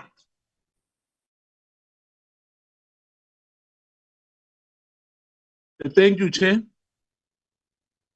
I guess that the issue for me, that because of Ornat Barnett now, and the Chair, perhaps in a way when he did not call for an inquiry, but it took time. It doesn't mean that he did not call for that. But it's misplaced here. I'll make a reference that in terms of Parliament, the sixth administration, if I remember well, Chief Justice Ngobo and his team made a recommendation which members of Parliament, some of them, you know what exactly happened. It was thrown out of the window. So the issue of that, the members of the society will think of high standard of Parliament. I've got a different view on that. Because if that was the case, that issue which the former Chief Justice Ngobo, the recommendation and the prima facie evidence against our president at that time was taken to the same Parliament. Therefore, I don't think it holds water to say, therefore, all members of whatever committee in Parliament, when the chair or when those members delayed or for whatever reasons, therefore, people who cast aspersions, already this Parliament integrity is at stake. There were a lot of things which happened in Parliament, circus in Parliament, in the fifth administration, in the sixth administration. But I've never heard of this. That therefore, it means the integrity of Parliament is at stake. It was worse. It was worse. When members of Parliament thrown away, they voted against the Chief Justice Ngobo's report. They spit on the faces of South Africans. So I don't think that we should degenerate into that, because we can argue on that. But I'm saying that the issue of Ornat Barnett and Faisal Adams should be treated as such. We should not paint everyone with one paint here, because of other reasons. But I want to be categorically stated very clear again, that when it comes to the issue of integrity of Parliament, I can tell you now, you'll have different opinion from different people. Now we are given an opportunity to deal with the issue which General Mkhwanazi has raised. There's various issues which he told this nation. The judicial capture, the issues within the police, beside the political killings. He mentioned a lot of things. But it will be unfair to paint everyone with one brush. It's like when one argue, some members in the community are saying, but you have members here who does not belong to both committees. They don't belong to Justice Committee. They don't belong to a police portfolio committee, but they are here. We dealt with a lot of matters. We had meetings and meetings. But for me, I don't think it's right for us to debate that now. The issue at hand, we must deal with this matter. If Konat Panat doesn't want to recuse himself and the chair allows that, or us as members, we allow her to sit there. The issue was raised by one member that if somebody goes to court, we might find ourselves wanting. I think that's what is important here. These other issues, for me, let me say it categorically clear. For me, it's a side.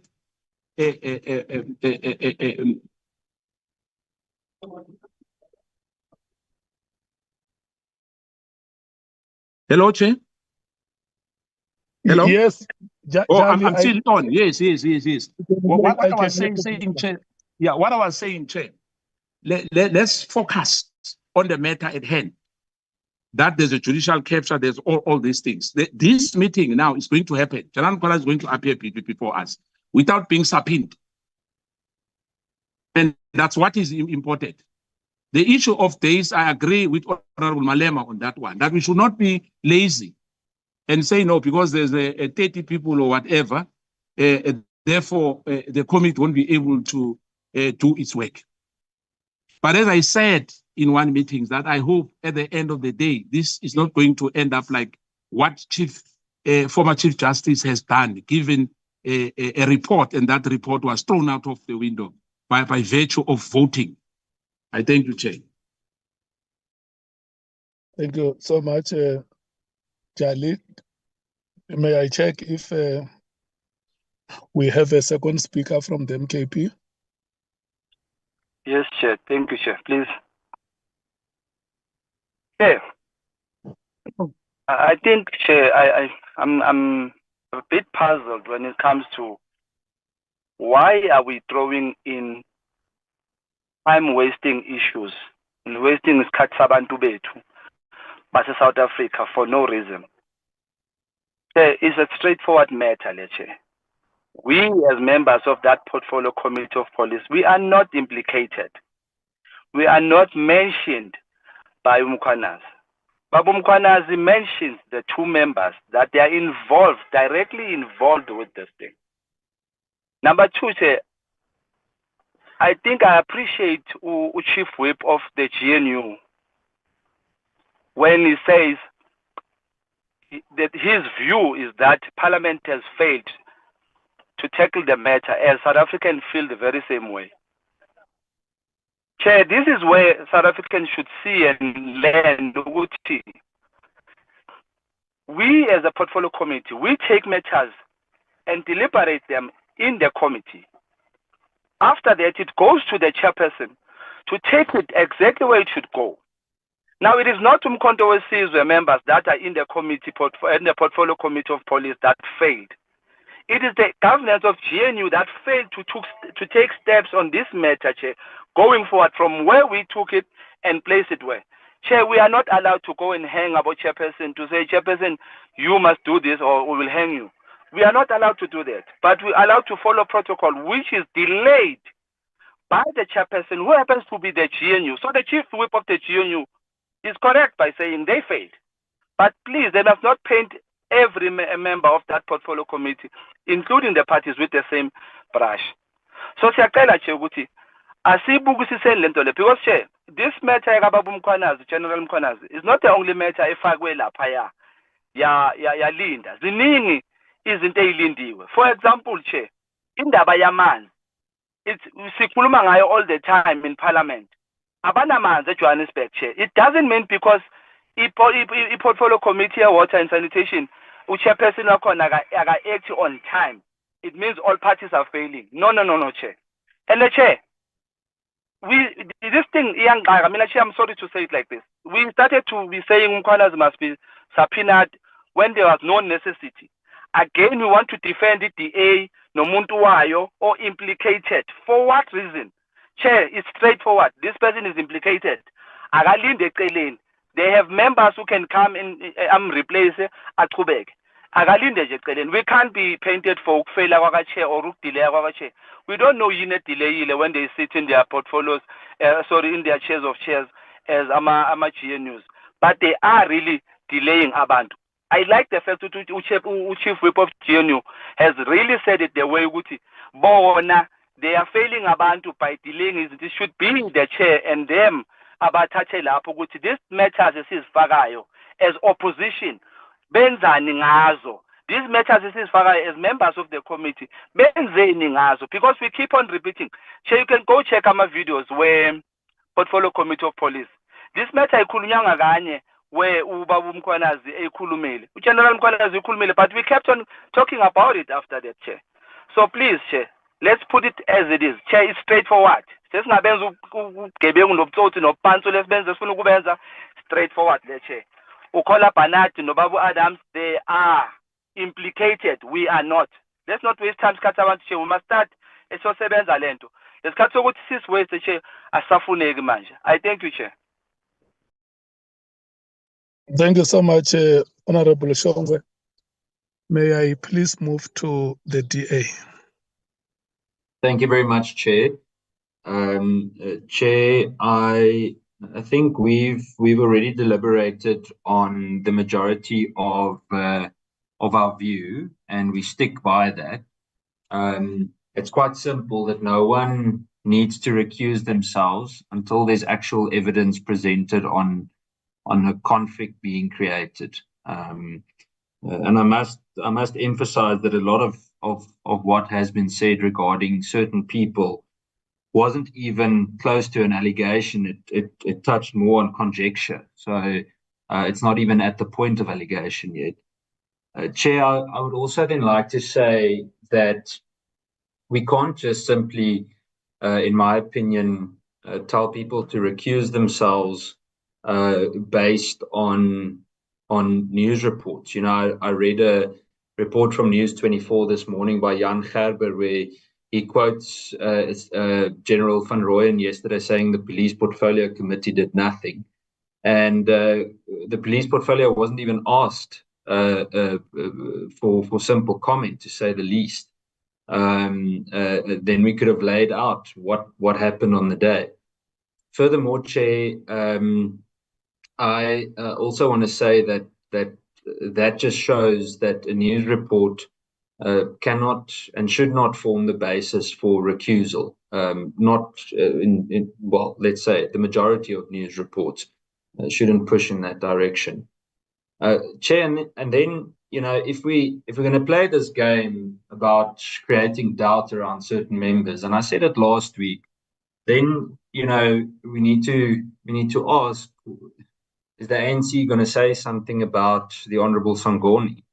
I mentioned it last week that, I mean, people have been casting aspersions, whether it's on me, Honorable Kola Barnard and others, but we'll be able to delve very, very deep into different aspects. And I think then we need to ask what is that party's position on the said individual. So I think we need to tread very carefully, Chair. I would also like to suggest that, seeing as we have, you know, as Parliament started paying quite a bit of money in terms of legal capacity, why don't we ask for a legal opinion on the members that have been mentioned and on the position of the members in the police committee, as well as that this committee for that matter, instead of just relying on the opinions of people that aren't necessarily qualified to really make such a decision in depth. I also want to say, Chair, that in terms of us as a committee, we need to make sure that we do our homework correctly. I listened to the opinions of 5 March, and it's very, very clear to me that the large majority of opinionated persons about 5 March have not read the minutes, nor have they actually watched the video of 5 March. or for that matter to April, which would likely inform them quite a bit better. Chair, so that's it for now. I just think we should be very careful of a holier-than-thou approach and mustn't confuse conjecture and evidence. Thank you, Chair. Thank you, Honorable Cameron. Is there a second speaker from your party? No, Chair, not according to me. We can move along. Thank you so much. May we please get the input of the Economic Freedom Fighters? Thank you, Chairperson. I listened carefully to the Chief Whip of the ANC, and in trying to philosophize his input, he runs away from pointing at the rule or the terms of reference that deals with recusal. If you have not dealt with recusal in the terms of reference, and there is no specific rule that is being referred to of Parliament that deals with recusal, we are not in any position to use our majority or our feelings when it comes to recusal. That decision lies with the member consent, like you summarized in the previous meeting, that if you were mentioned, you were not going to proceed to chair us. But there's no rule. Which law are you referring to in dealing with dispute? Because there must be a rule that deals with conflict and says this is where the conflict is. And on the basis of that, we are of a view that the member must recuse herself. I said to you, you are not in any position to remove or expel any member from this committee. You are not. These people were properly sent to come and sit in this committee by Parliament of the Republic of South Africa. And you don't choose who sits in this committee, who doesn't sit in this committee. This has been resolved by Parliament. You cannot constitute yourself. You are constituted by Parliament. And therefore it is incorrect. I don't care who you're referring to. I don't care which political party they refer to. I stand for justice. And justice will require us that we raise the concerns we have raised and leave it in the hands of the member concerned. You will share this experience, Chair, together with Advocate Bredenbach, that in the JSC, we tell members that if there is a conflicting interest in relation to a judge that is about to appear before us, you have to take that decision to recuse yourself. Or if you don't want to recuse yourself and you seek the collective wisdom of the members of the JSC, you will then say, I know Advocate Bredenbach, and this is how I know her. And we've been together this way, that way. Members are like, no, let's proceed. There's no problem. We believe and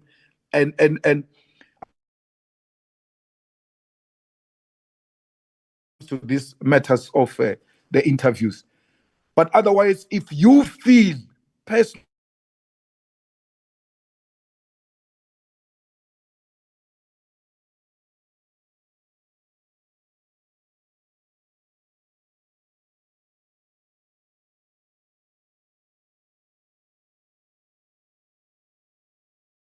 of interest.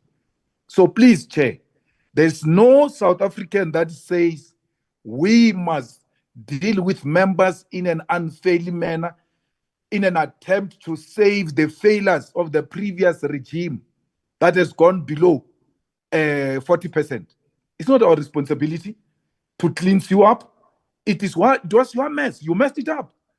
And you're not going to do it now with us. That you isolate the people that you think are not going to serve whatever interest you might be representing. So from where I'm sitting, there is no any conflict.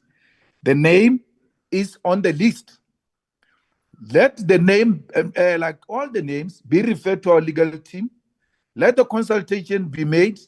Perhaps in that consultation, the legal team might even say to our member, but look, don't you think maybe this or that way?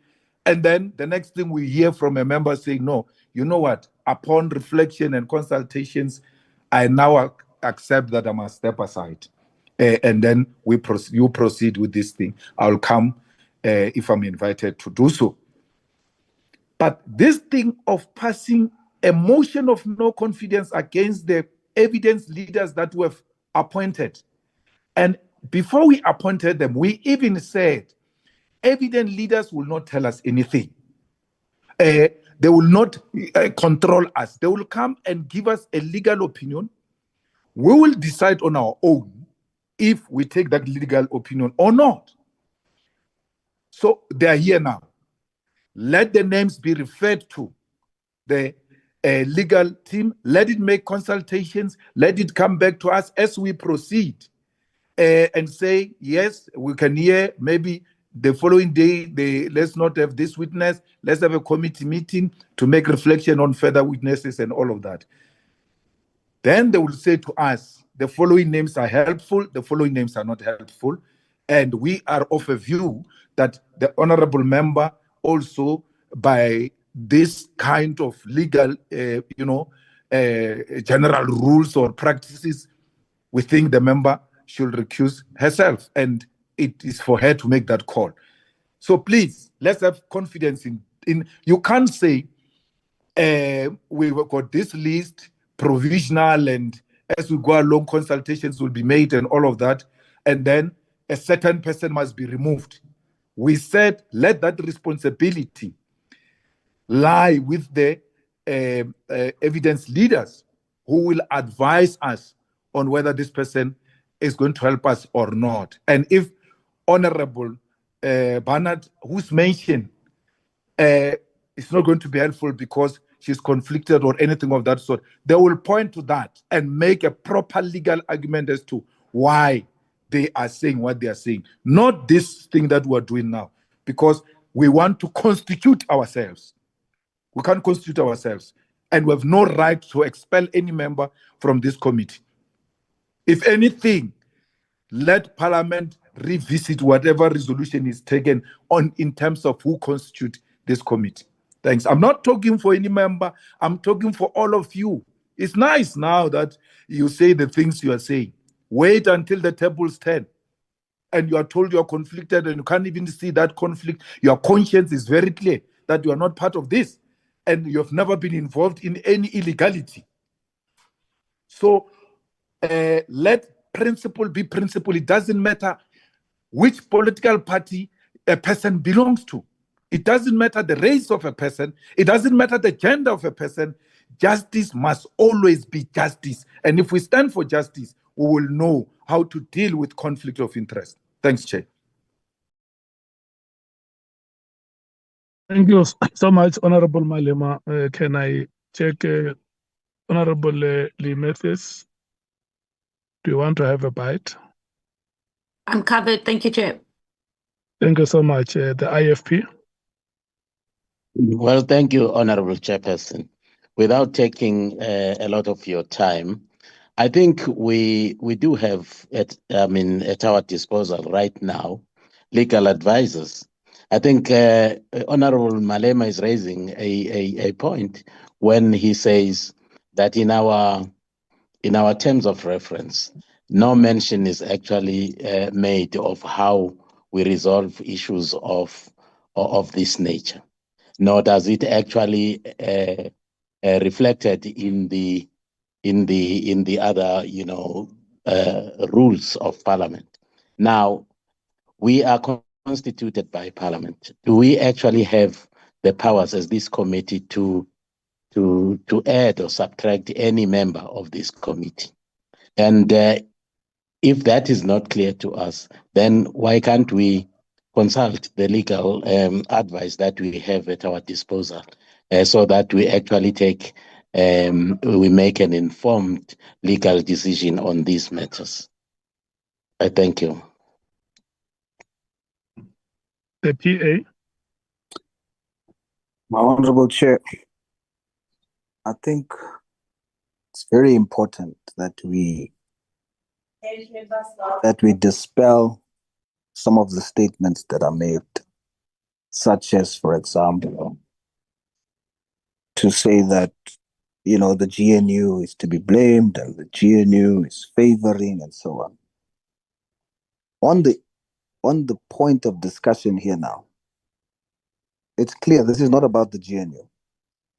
We are all here to put South Africans at the center and to get to the bottom of this, all of us, irrespective of our party affiliation or GNU opposition. If we have to delve deep into that narrative, that incorrect narrative that is being pushed, that the GNU is for the GNU here, there's no GNU here. Because if you would look at it properly, it is the GNU partners that are the ones who are saying Honorable Barnard is conflicted, and for that reason should recuse herself. It is the GNU partners that are saying that. It is actually the opposition that is saying no, she should not recuse herself. So I firstly just want to dispel that wrong narrative that this committee is not about GNU or opposition. All of us are together as parties that forms the ad hoc committee that seeks to deal with this matter for the sake of all South Africans. Then, secondly, Chair, you know, I would have wanted for the standard that has been set by my president and my deputy president, that when there was just a mention of the name of my deputy president, Kenny Kunene, he recused himself as a matter of principle from his position as councillor and his position as MMC.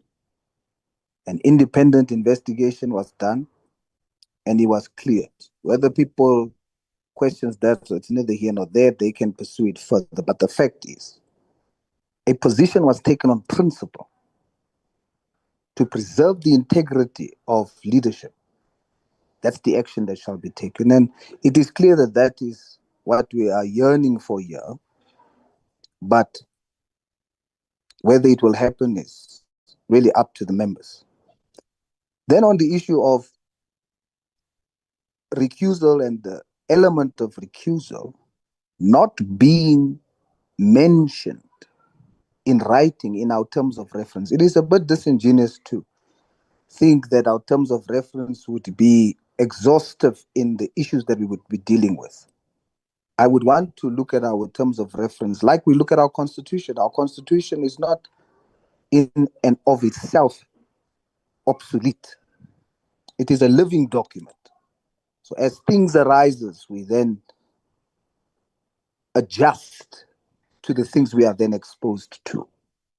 So if there's nothing written verbatim that deals with the matter within the Constitution, you then look at case law, you look at other resources, and that's the same approach we should use here. So to say that just simply on the basis that there's no specific mention of how we deal with recusal within our terms of reference, for that reason, we should not use the approach and at least have robust engagement around the conflict of interest. I mean, when we deal with the issue of Honorable Ian Cameron, who is chairing the committee, it is not a personal matter. It is because of our terms of reference that says any allegation made by General Mkhwanazi, we as the committee will investigate all the allegations that General Mkhwanazi has made test the veracity and the extent and the implications of such allegations. That's all we are calling for, to say, we are not saying Honorable Ian Cameron or Honorable Barnard is guilty. We are saying that if you are saying that you must call Honorable Fadil Adams, why? He was mentioned under oath. That's why we are calling Honorable Fadil. So also, Honorable Barnard was mentioned. So therefore, she must be called. So also, Honorable Ian Cameron is the chairperson. You can't call the whole committee. The one who's leading, who's taking accountability for the committee, to say these very things before us now, that we are dealing with now, these allegations, has been put before the Committee of Police. And as chairperson, we are sitting here now having to deal with it because what has the committee done? It is for this reason that we are saying we are merely just going to do what the committee's objective says, is to investigate all allegations. And it's for that reason that we are making that call. Lastly, I wonder how it would be practically possible then. It is the EFF that has put forward the name of Honorable Ian Cameron, for example. If now we agree that Honorable Ian, we agree with the EFF to say, which of course I've already stated, I do agree with them, that we must call Honorable Ian Cameron as a witness to answer. If we decide on that now, would that not mean that there's now a conflict of interest? He cannot be the referee and the judge. He cannot be the player and the referee. So there's a conflict there. That's if we agree on that. So it's not about laziness, it's about process. So even though I would really want to see the standard that my president and my deputy president has set here as a matter of principle, even though I genuinely would like to see that. I mean, Honorable Cameron just couldn't help himself by addressing already his debate around why Advocate Tefo must not come. And then cast aspersions to say that there was something that he did during the week. We don't know that. That's not something we talk about here. It raises questions. The other side has not been heard why Advocate Tefo was put forward. So even though I would like to see that Honorable Ian comes, Honorable Barnard comes and recuse themselves, even though I would want that. But because I respect process, Honorable Chair, of the terms of reference that we all agreed upon in section 4 that deals with our scope, it is very clear. We have agreed that the testimony, it is clear, it says directly, the testimony of General Mkhwanazi and the submissions that is made shall inform the witnesses that we call.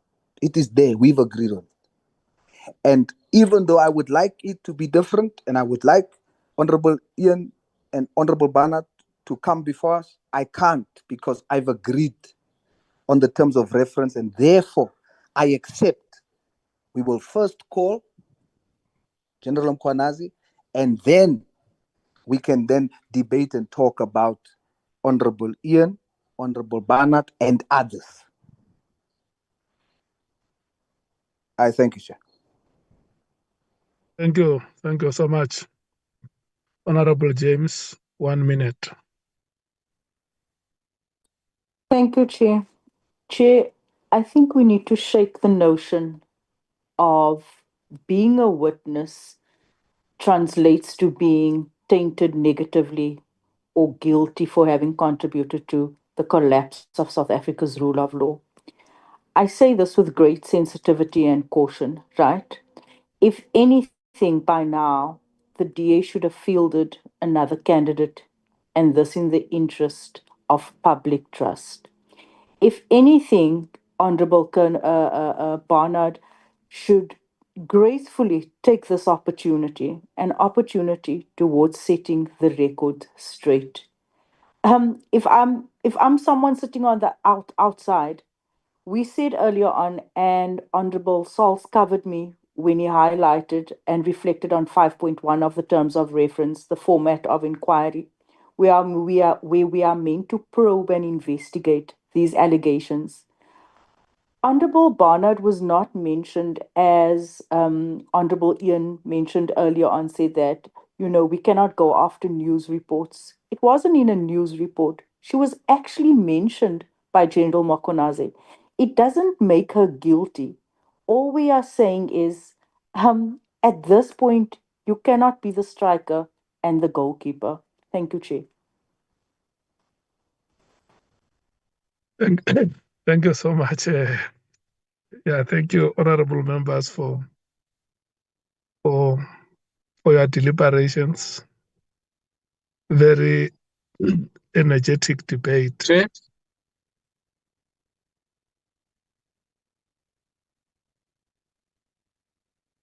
Honorable Skosana.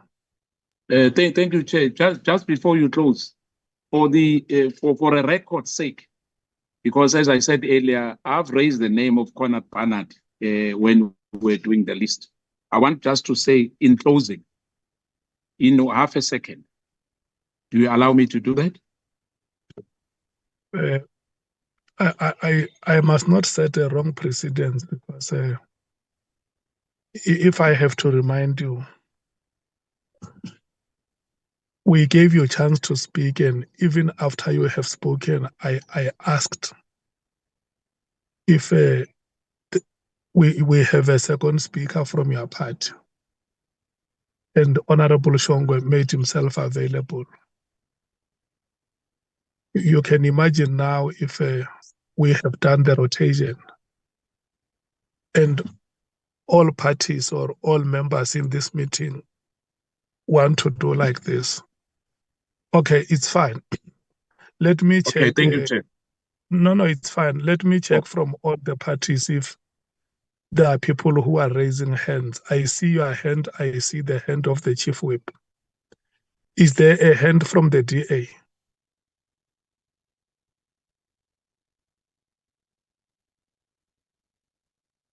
No, Chair. Okay, is there a hand from the EFF? On standby, Chair. Depending on what they are going to say, we'll have a right to respond to them.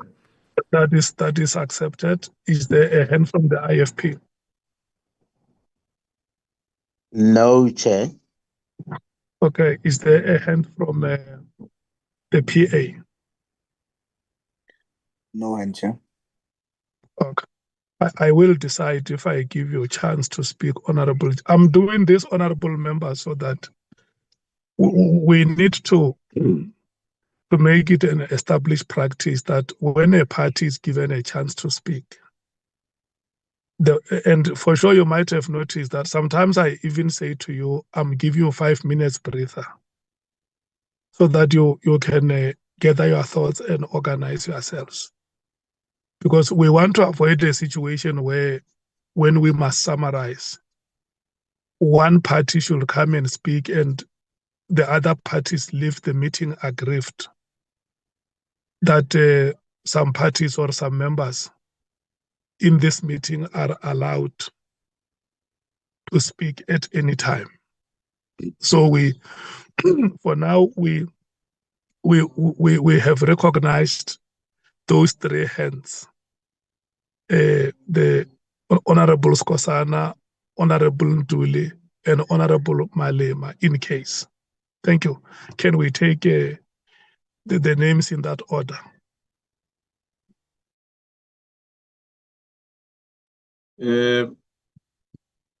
I just want to say that we must take into cognizance that the issue of why I've raised Honorable Barnard and Honorable Adams. One, the conflict of Barnard was mentioned in the context of the smear campaign against Mkhwanazi and the bad publicity of Crime Intelligence Unit, without casting aspersion She was a shadow minister of state security of the DA. She was privileged to have that information. Hence, Mkhwanazi complained about our honorable member Papana on the 5th of March. I just wanted to reiterate that. And remember, Chair, that Parliament has agreed on the names in good faith. No probity was done. I thank you, Chair. Chief Whip.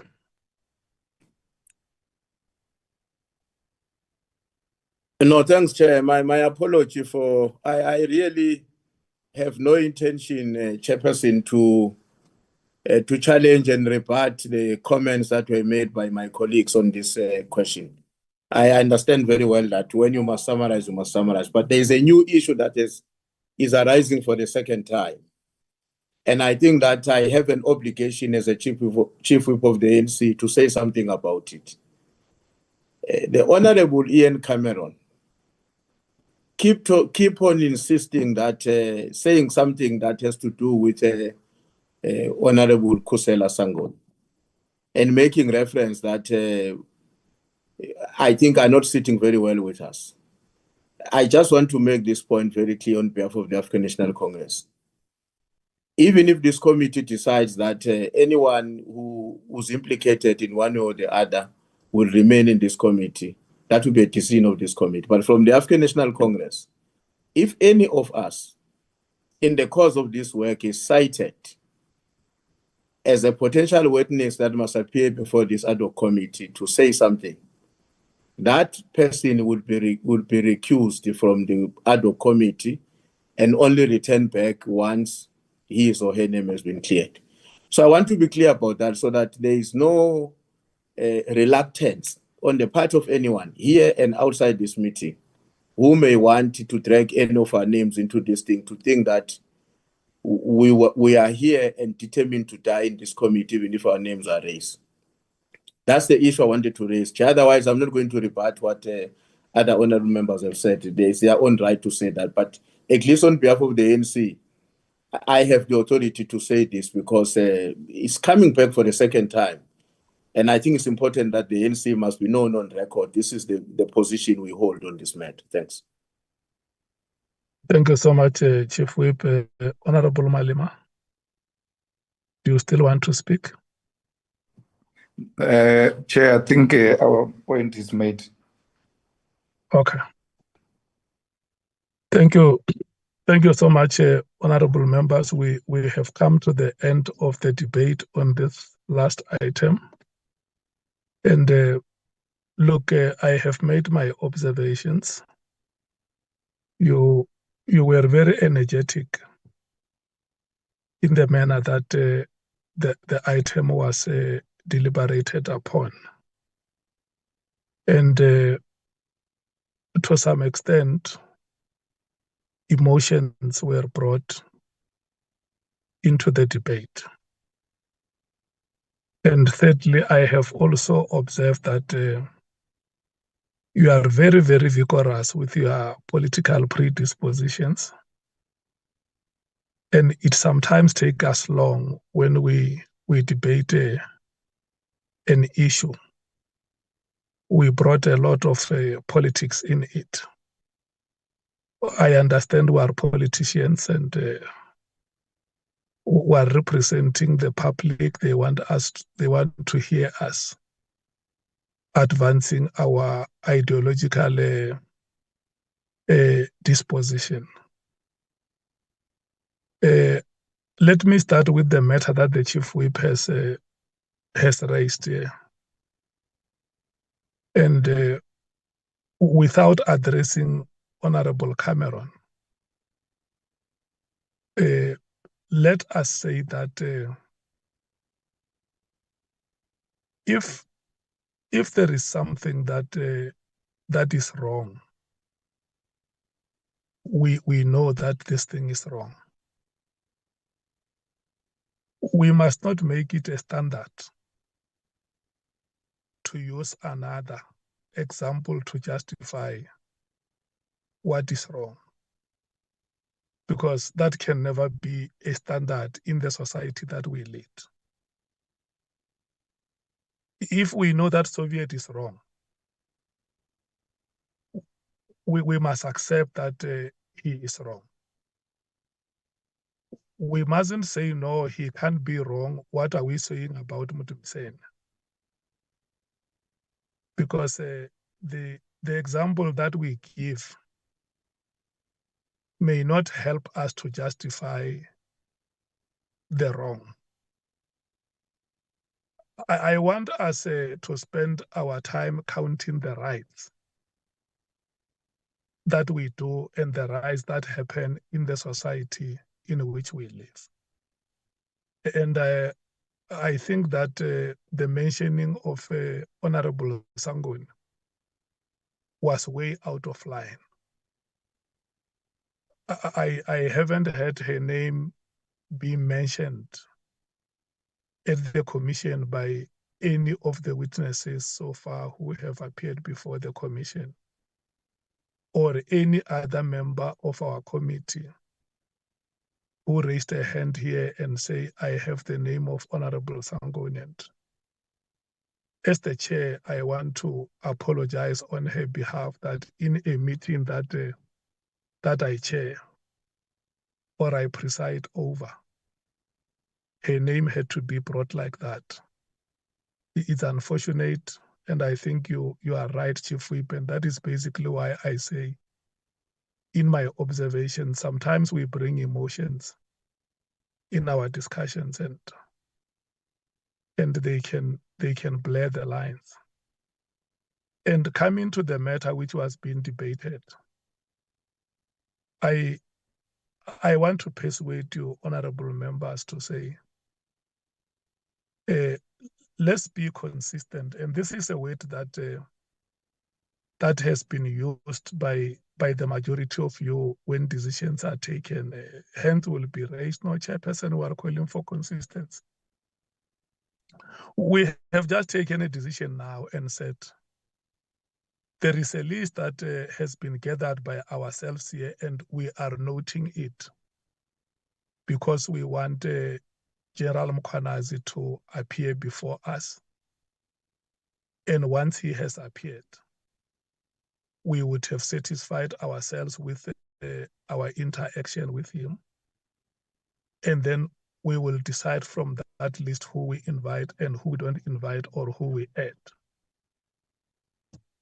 The name of Honorable Kola Barnard was mentioned by General Mkhwanazi, who is going to appear before us here. It is at that stage where members, if they have any issue about Honorable Barnard, which they want to clarify, whether the issue is on the sworn statement that General Mkhwanazi would have deposited with us, or whether members say, not here, but at the commission, we heard you saying this and that. We want you to clarify this statement. What form of evidence do you have which will prove your statements? And then when that information has been provided before this committee, the committee will then say to the legal team, go and check within the rules. How do we deal with a matter like this one if we have to seek advice from somewhere, or have to refer the matter to the office of the Speaker or Parliament or the Ethics Committee or elsewhere? It is at that stage when we have that evidence, when any question that has to be asked to General Mkhwanazi about Honorable Barnard has been asked. I think that will be at that stage where all of us will agree that we are in a better position to process the matter. Because the likelihood, and it's what I have said here, that, you know, if we sit in a meeting and start to talk about names before the principle, the names are not going to unite us in any way. But if we lay out our principles first and put them here and say, these are the principles on which we are going to work. And then from there, we can come and talk after we have worked these principles. Is going to help us. So, honorable members, let's wait until General Mkhwanazi has appeared before us. And I have heard other honorable members saying it. I mean, yes, unfortunately, in law, we don't legislate morality. Where, under these circumstances, it would have been nice to hear from Honorable Barnard herself, but we cannot subject her to a discussion like this one.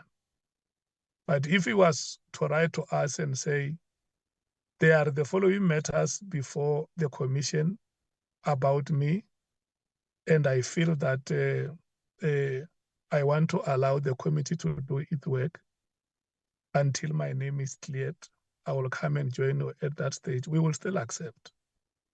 But if he feels that she has a constitutional right to be here until it is proven, I mean, it's an established principle in South African law that any person has a right to be presumed innocent.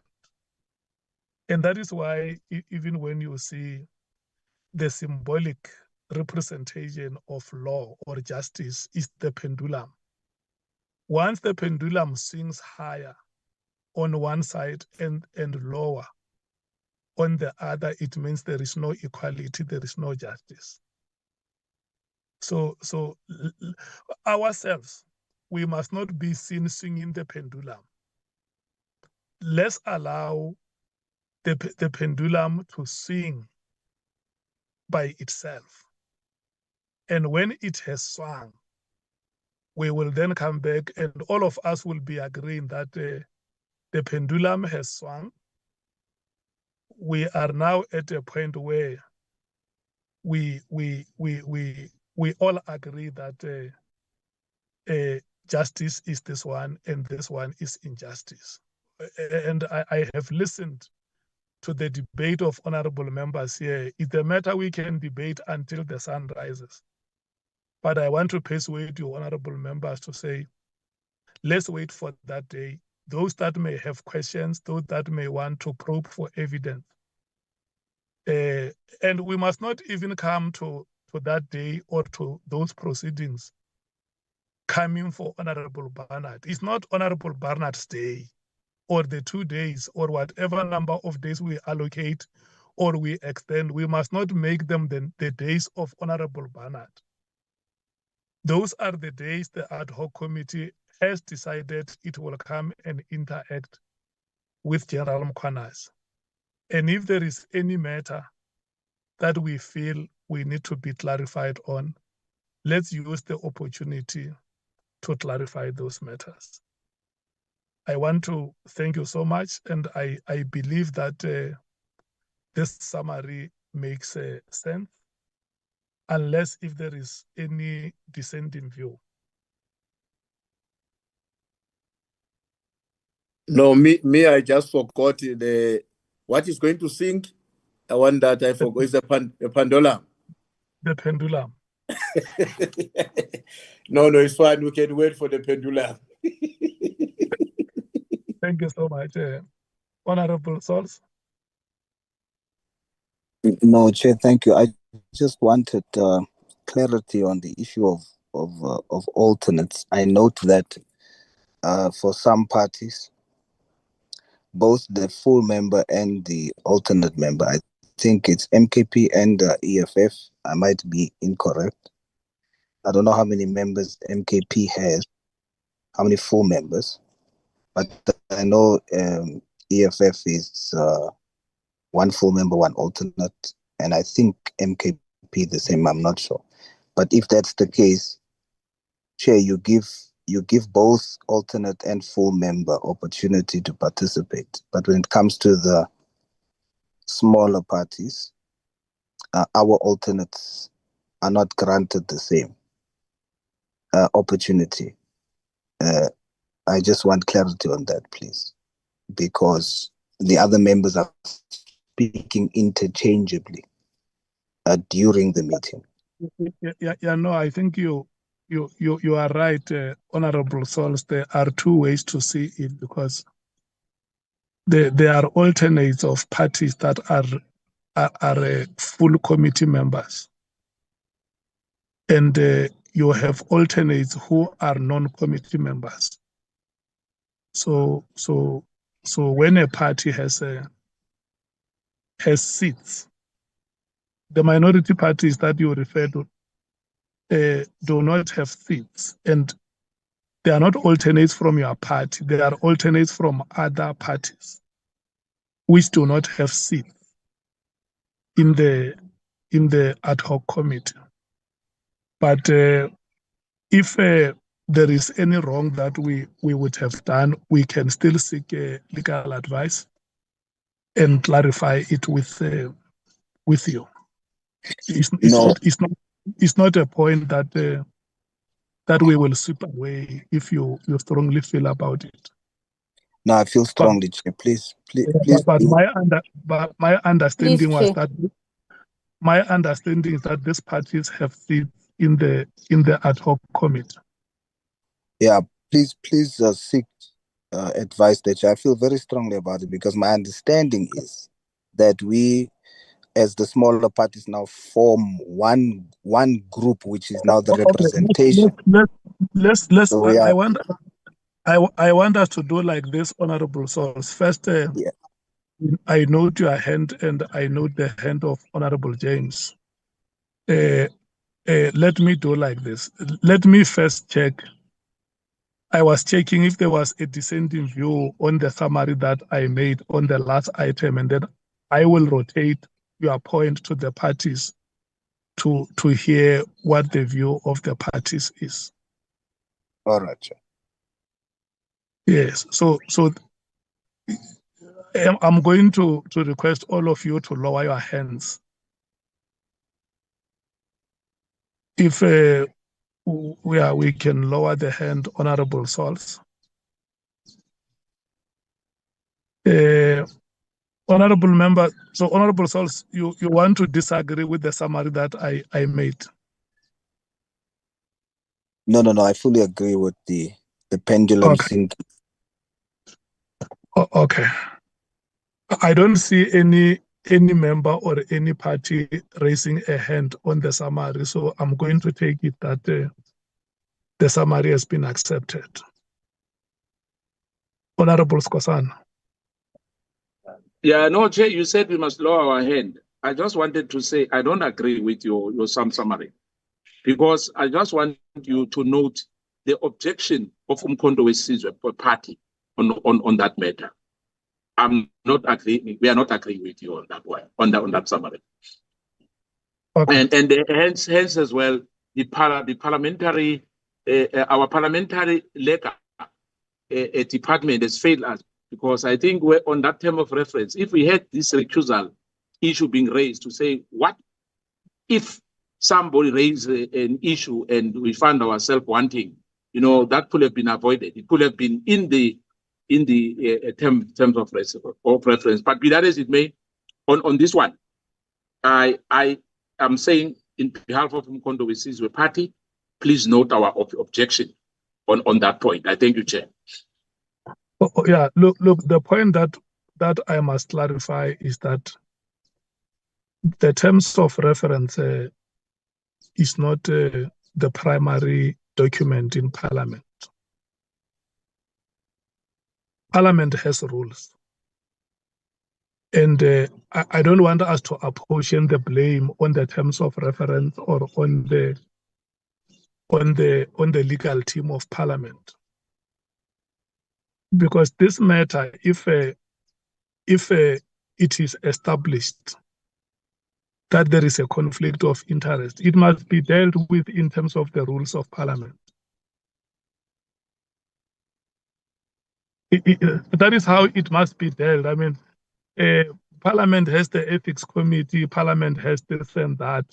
So if it emerges or there is sufficient evidence provided and the committee consults, and it may not even be asked to consult the terms of reference or so. Parliament itself has a duty to discuss the conduct of its member within the mechanisms that are in place and make that decision. I mean, there is one honorable member, I think it was Honorable Malema, who said, we can't come here and debate the qualifications of each one of us to sit in this meeting. We can just make a finding to say, look, you have sent us to go and do work.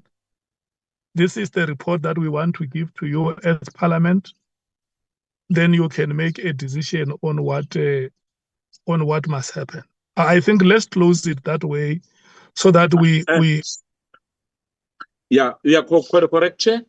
As I said earlier, just please note that and the submission which was made by General Mkhwanazi should not be discounted, should not be completely discounted. Note our issue. Thank you.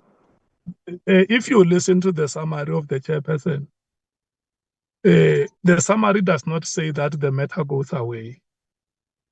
The summary says General Mkhwanazi is going to appear before you, and you will satisfy yourself. And when you are satisfied, you can come back to the committee and say, now that we have evidence or we don't have this evidence, let's write to the speaker and say, this is what we have or this is what we don't have. And then from there, the speaker's office will determine how the matter should be taken forward. If at that stage, nothing would have happened, or there would be no need for anything to happen. So let's be persuaded, honorable members, and accept it as such. And then we are now going to, I now want to hear you, because Honorable Sols has raised a matter here, whether you want to debate it or you want to refer it for advice. Honorable Sols says, there is Honorable Sokanyile, who is an alternative from the African National Congress. I mean, an alternate. And there is Honorable Shongwe, who is an alternate from the MKP. There is Honorable Barnard, who is an alternate from the DA. And Honorable Lee Matthews, who is an alternate from the EFF. And he says, Chair, I have observed you. When you check with the parties, whether there is a second speaker, these alternates are speaking. Is that correct on your part, Chairperson? What is your understanding? And so now I'm rotating this matter for you as members and political parties represented here in this ad hoc committee to speak on it and make a decision whether you want to refer it for advice or whether you have an understanding on how the rotation must be taken in the meeting. The ANC. Okay, let me give you just a minute or two to gather your thoughts. It's now 17:43. We will start at 5:45.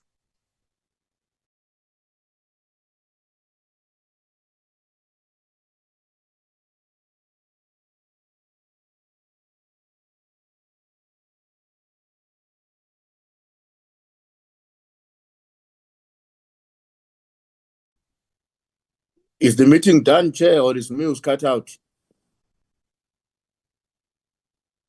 You might have cut been yourself out, Honorable. You might have been cut out if you haven't heard what we said. Is the meeting done?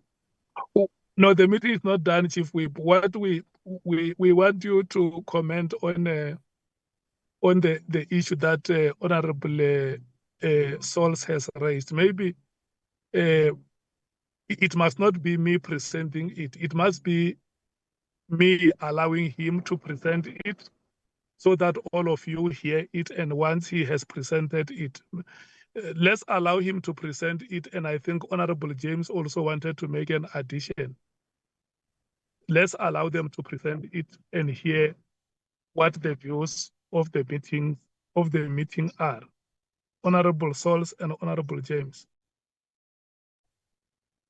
Thank you, Chair. Although I think you did justice to my question. As the smaller parties, we form a block. As such, we've been given an allocation of 2 full members, 2 alternates. So if we are then representative of all the smaller parties. So IFP and ourselves, we are full members. Just like all the other parties as alternates, Honorable James, Honorable Vessels are alternates for us.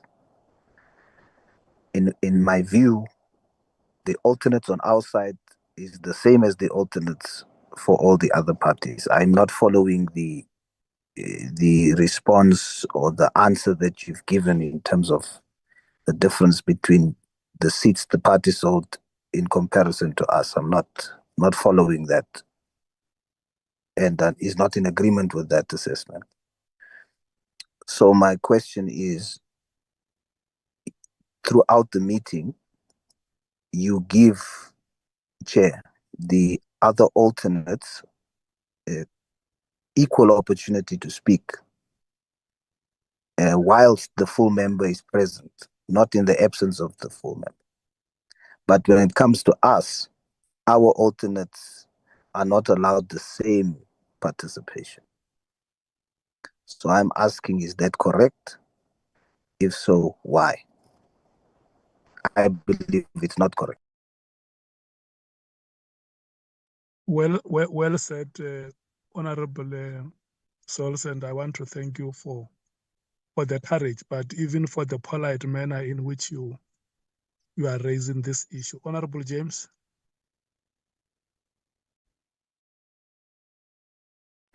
Thank you, Chair.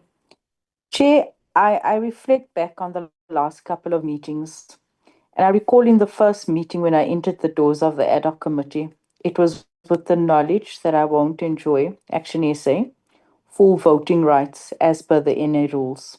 And that's always been a standing principle.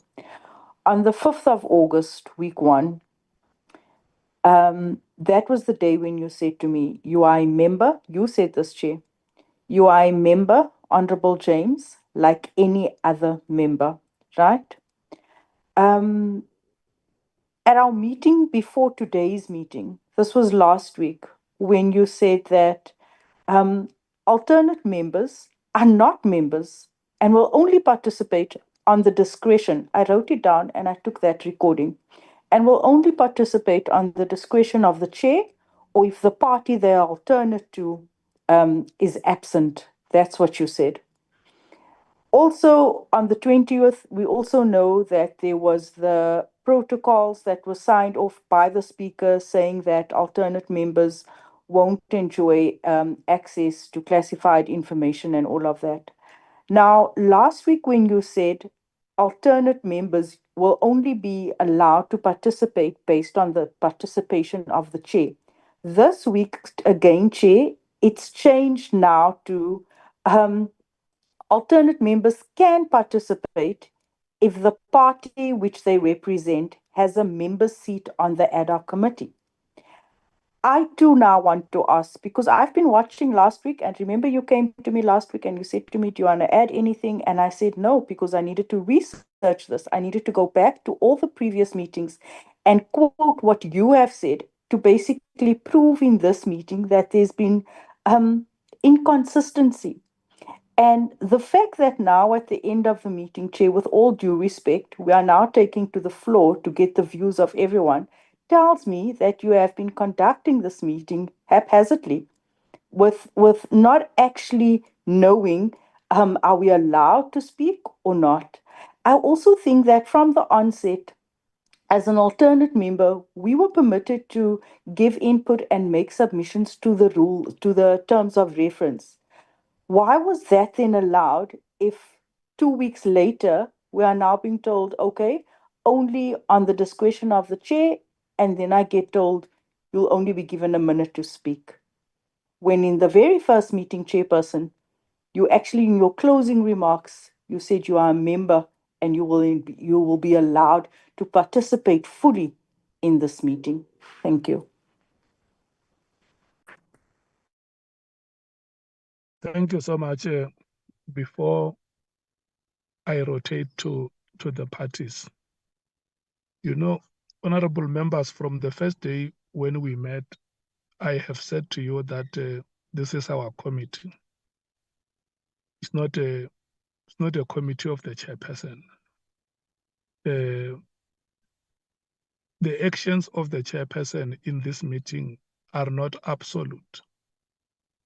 And that is why some of the meetings that honorable members do not quote are meetings where honorable members and say, chairperson, can we please be consistent here? Because this is our meeting, all of us. You know, if we come to a meeting of the ad hoc committee and one member participates in the meeting today, and then the following day, the member does not participate, the member can come and point fingers at the chair to say, why did I participate yesterday and today I'm not participating?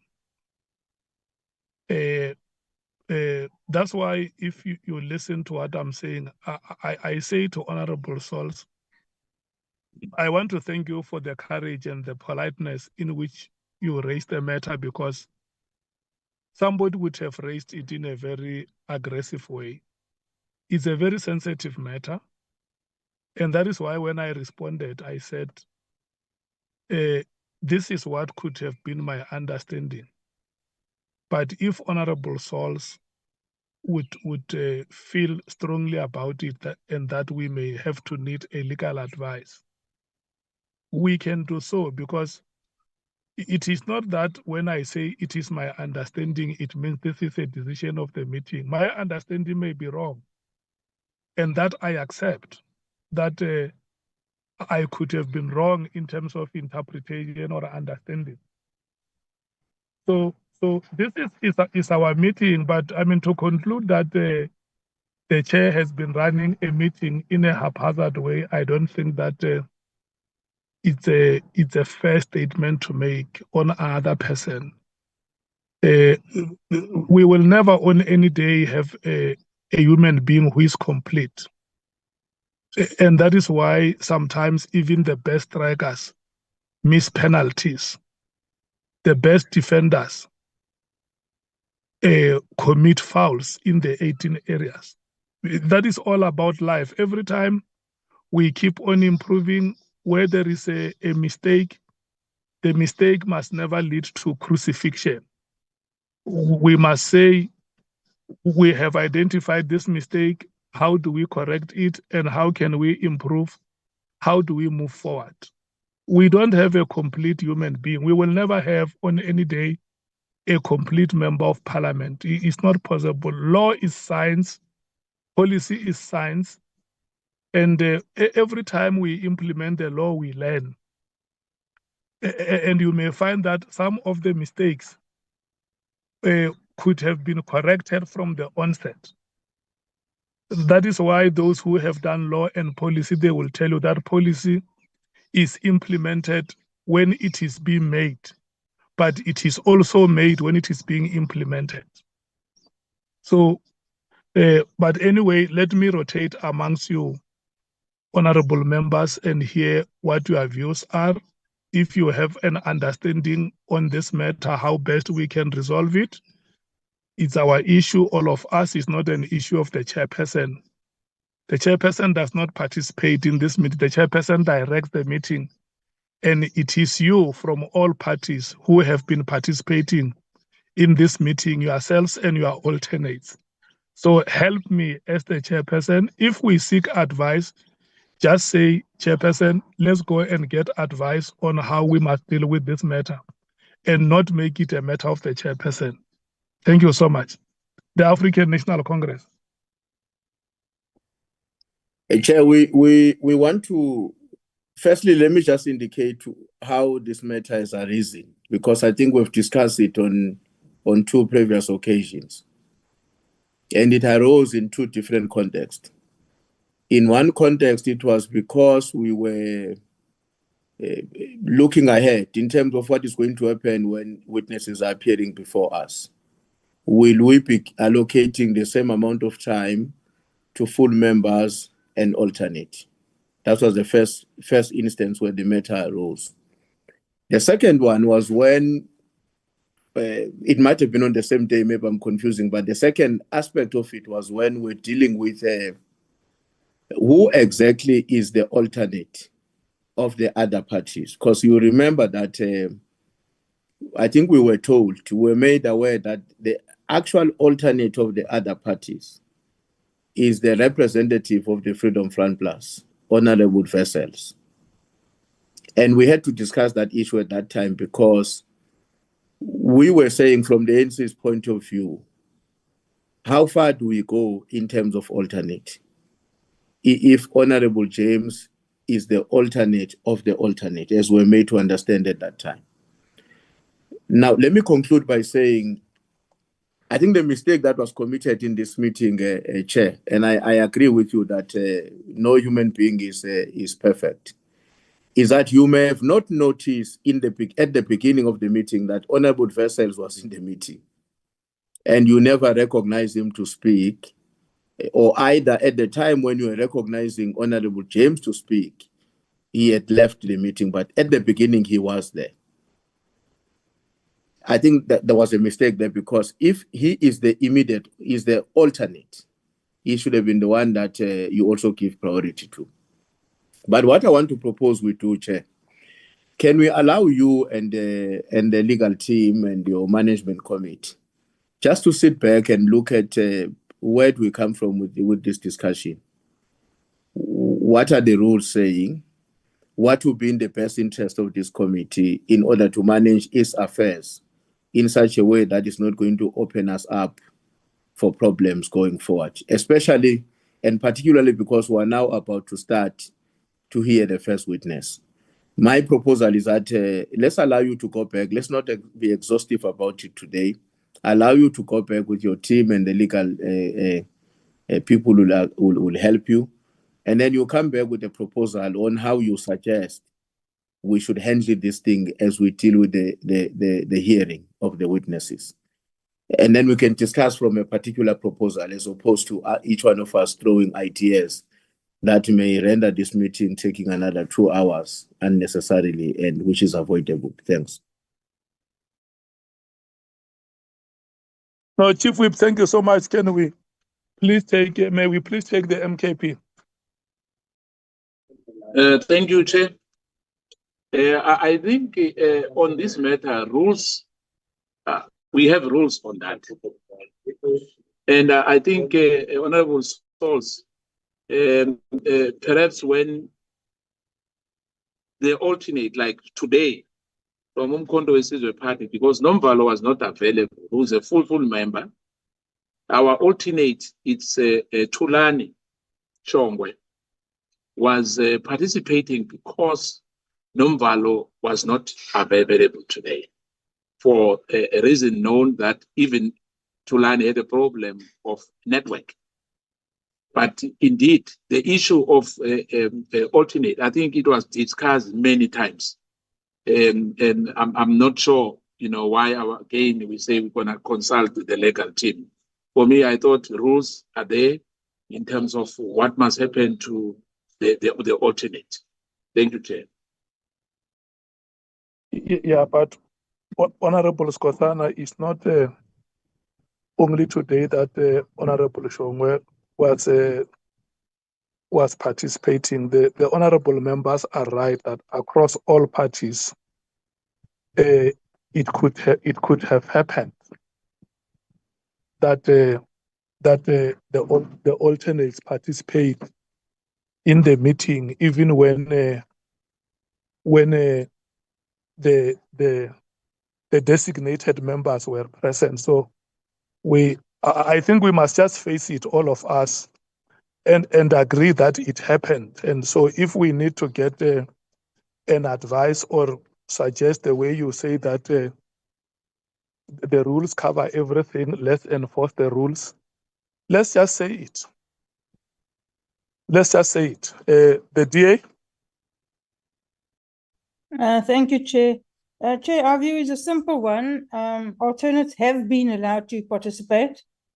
And in that scenario, I think all alternates should then be allowed to participate. It's only fair.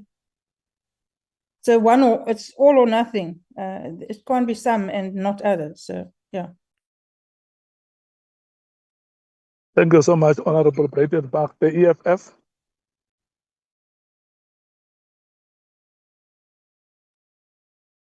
Thank you, Chair.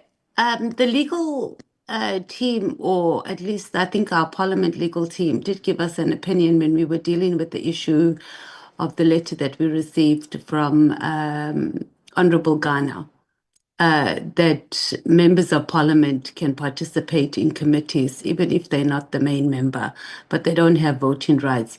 So we support the position that that the alternates, not just because I'm an alternate, but because the principle and also in terms of our rules, that they should be able to participate, but obviously when it comes to voting, their vote is not taken into account. Thank you, Chair. The IFP?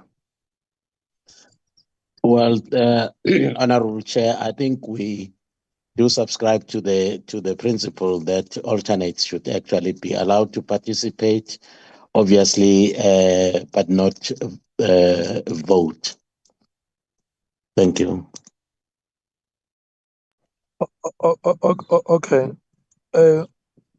Honorable Sauls, do you want to reply? No, except to say thank you to those that is appreciating the point that I'm making and is prone to fairness in this instance.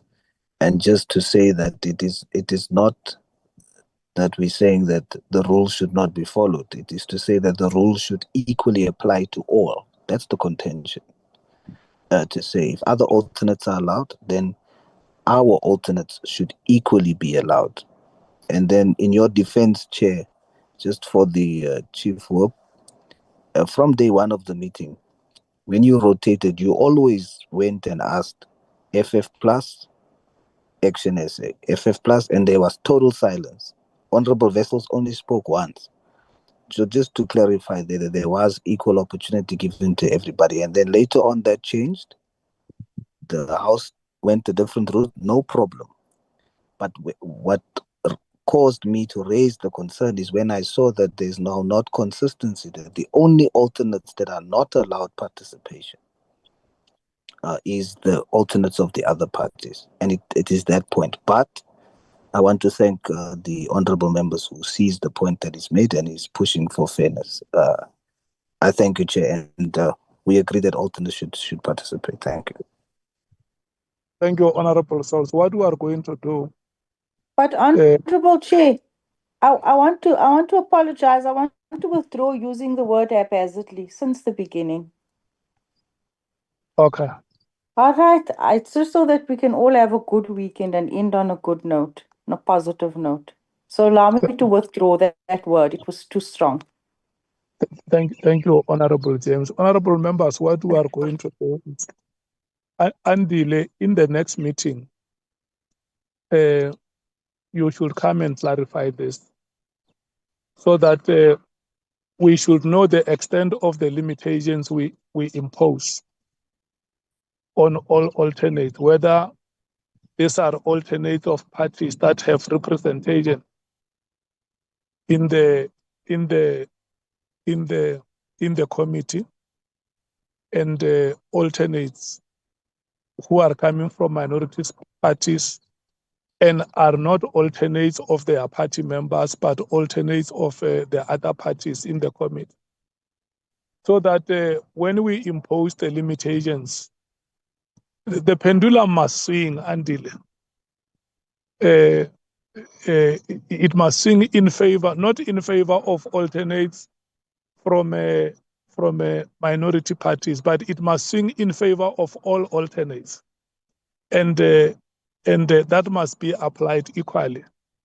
So we will leave it at that. Honorable Souls and Honorable James, your matter has been raised, and it has received attention of the committee. In the next meeting, before we start, the legal team will clarify it, and then we will know how. All of us will be in a position to know how we enforce it going forward, so that it must not be according to our own individual understanding, but in terms of established understanding that the legal team would have brought before us. Honorable members, with that said, we have come to the end of the meeting. I want to thank you so much for your participation in the meeting, for your forthrightness, and your commitment on a Friday afternoon. This time we are still in a meeting of a committee of parliament working for the people of this republic. I want to thank you so much for your time. I want to thank you so much for your contributions and the ideas that you have brought to this meeting. Thank you so much. Have a happy weekend. We will meet in the next meeting. Thank you, Chair. You too. Thank Yes, you, Chairperson. Same to you. appreciation to the legal team and the support staff. The meeting stands adjourned.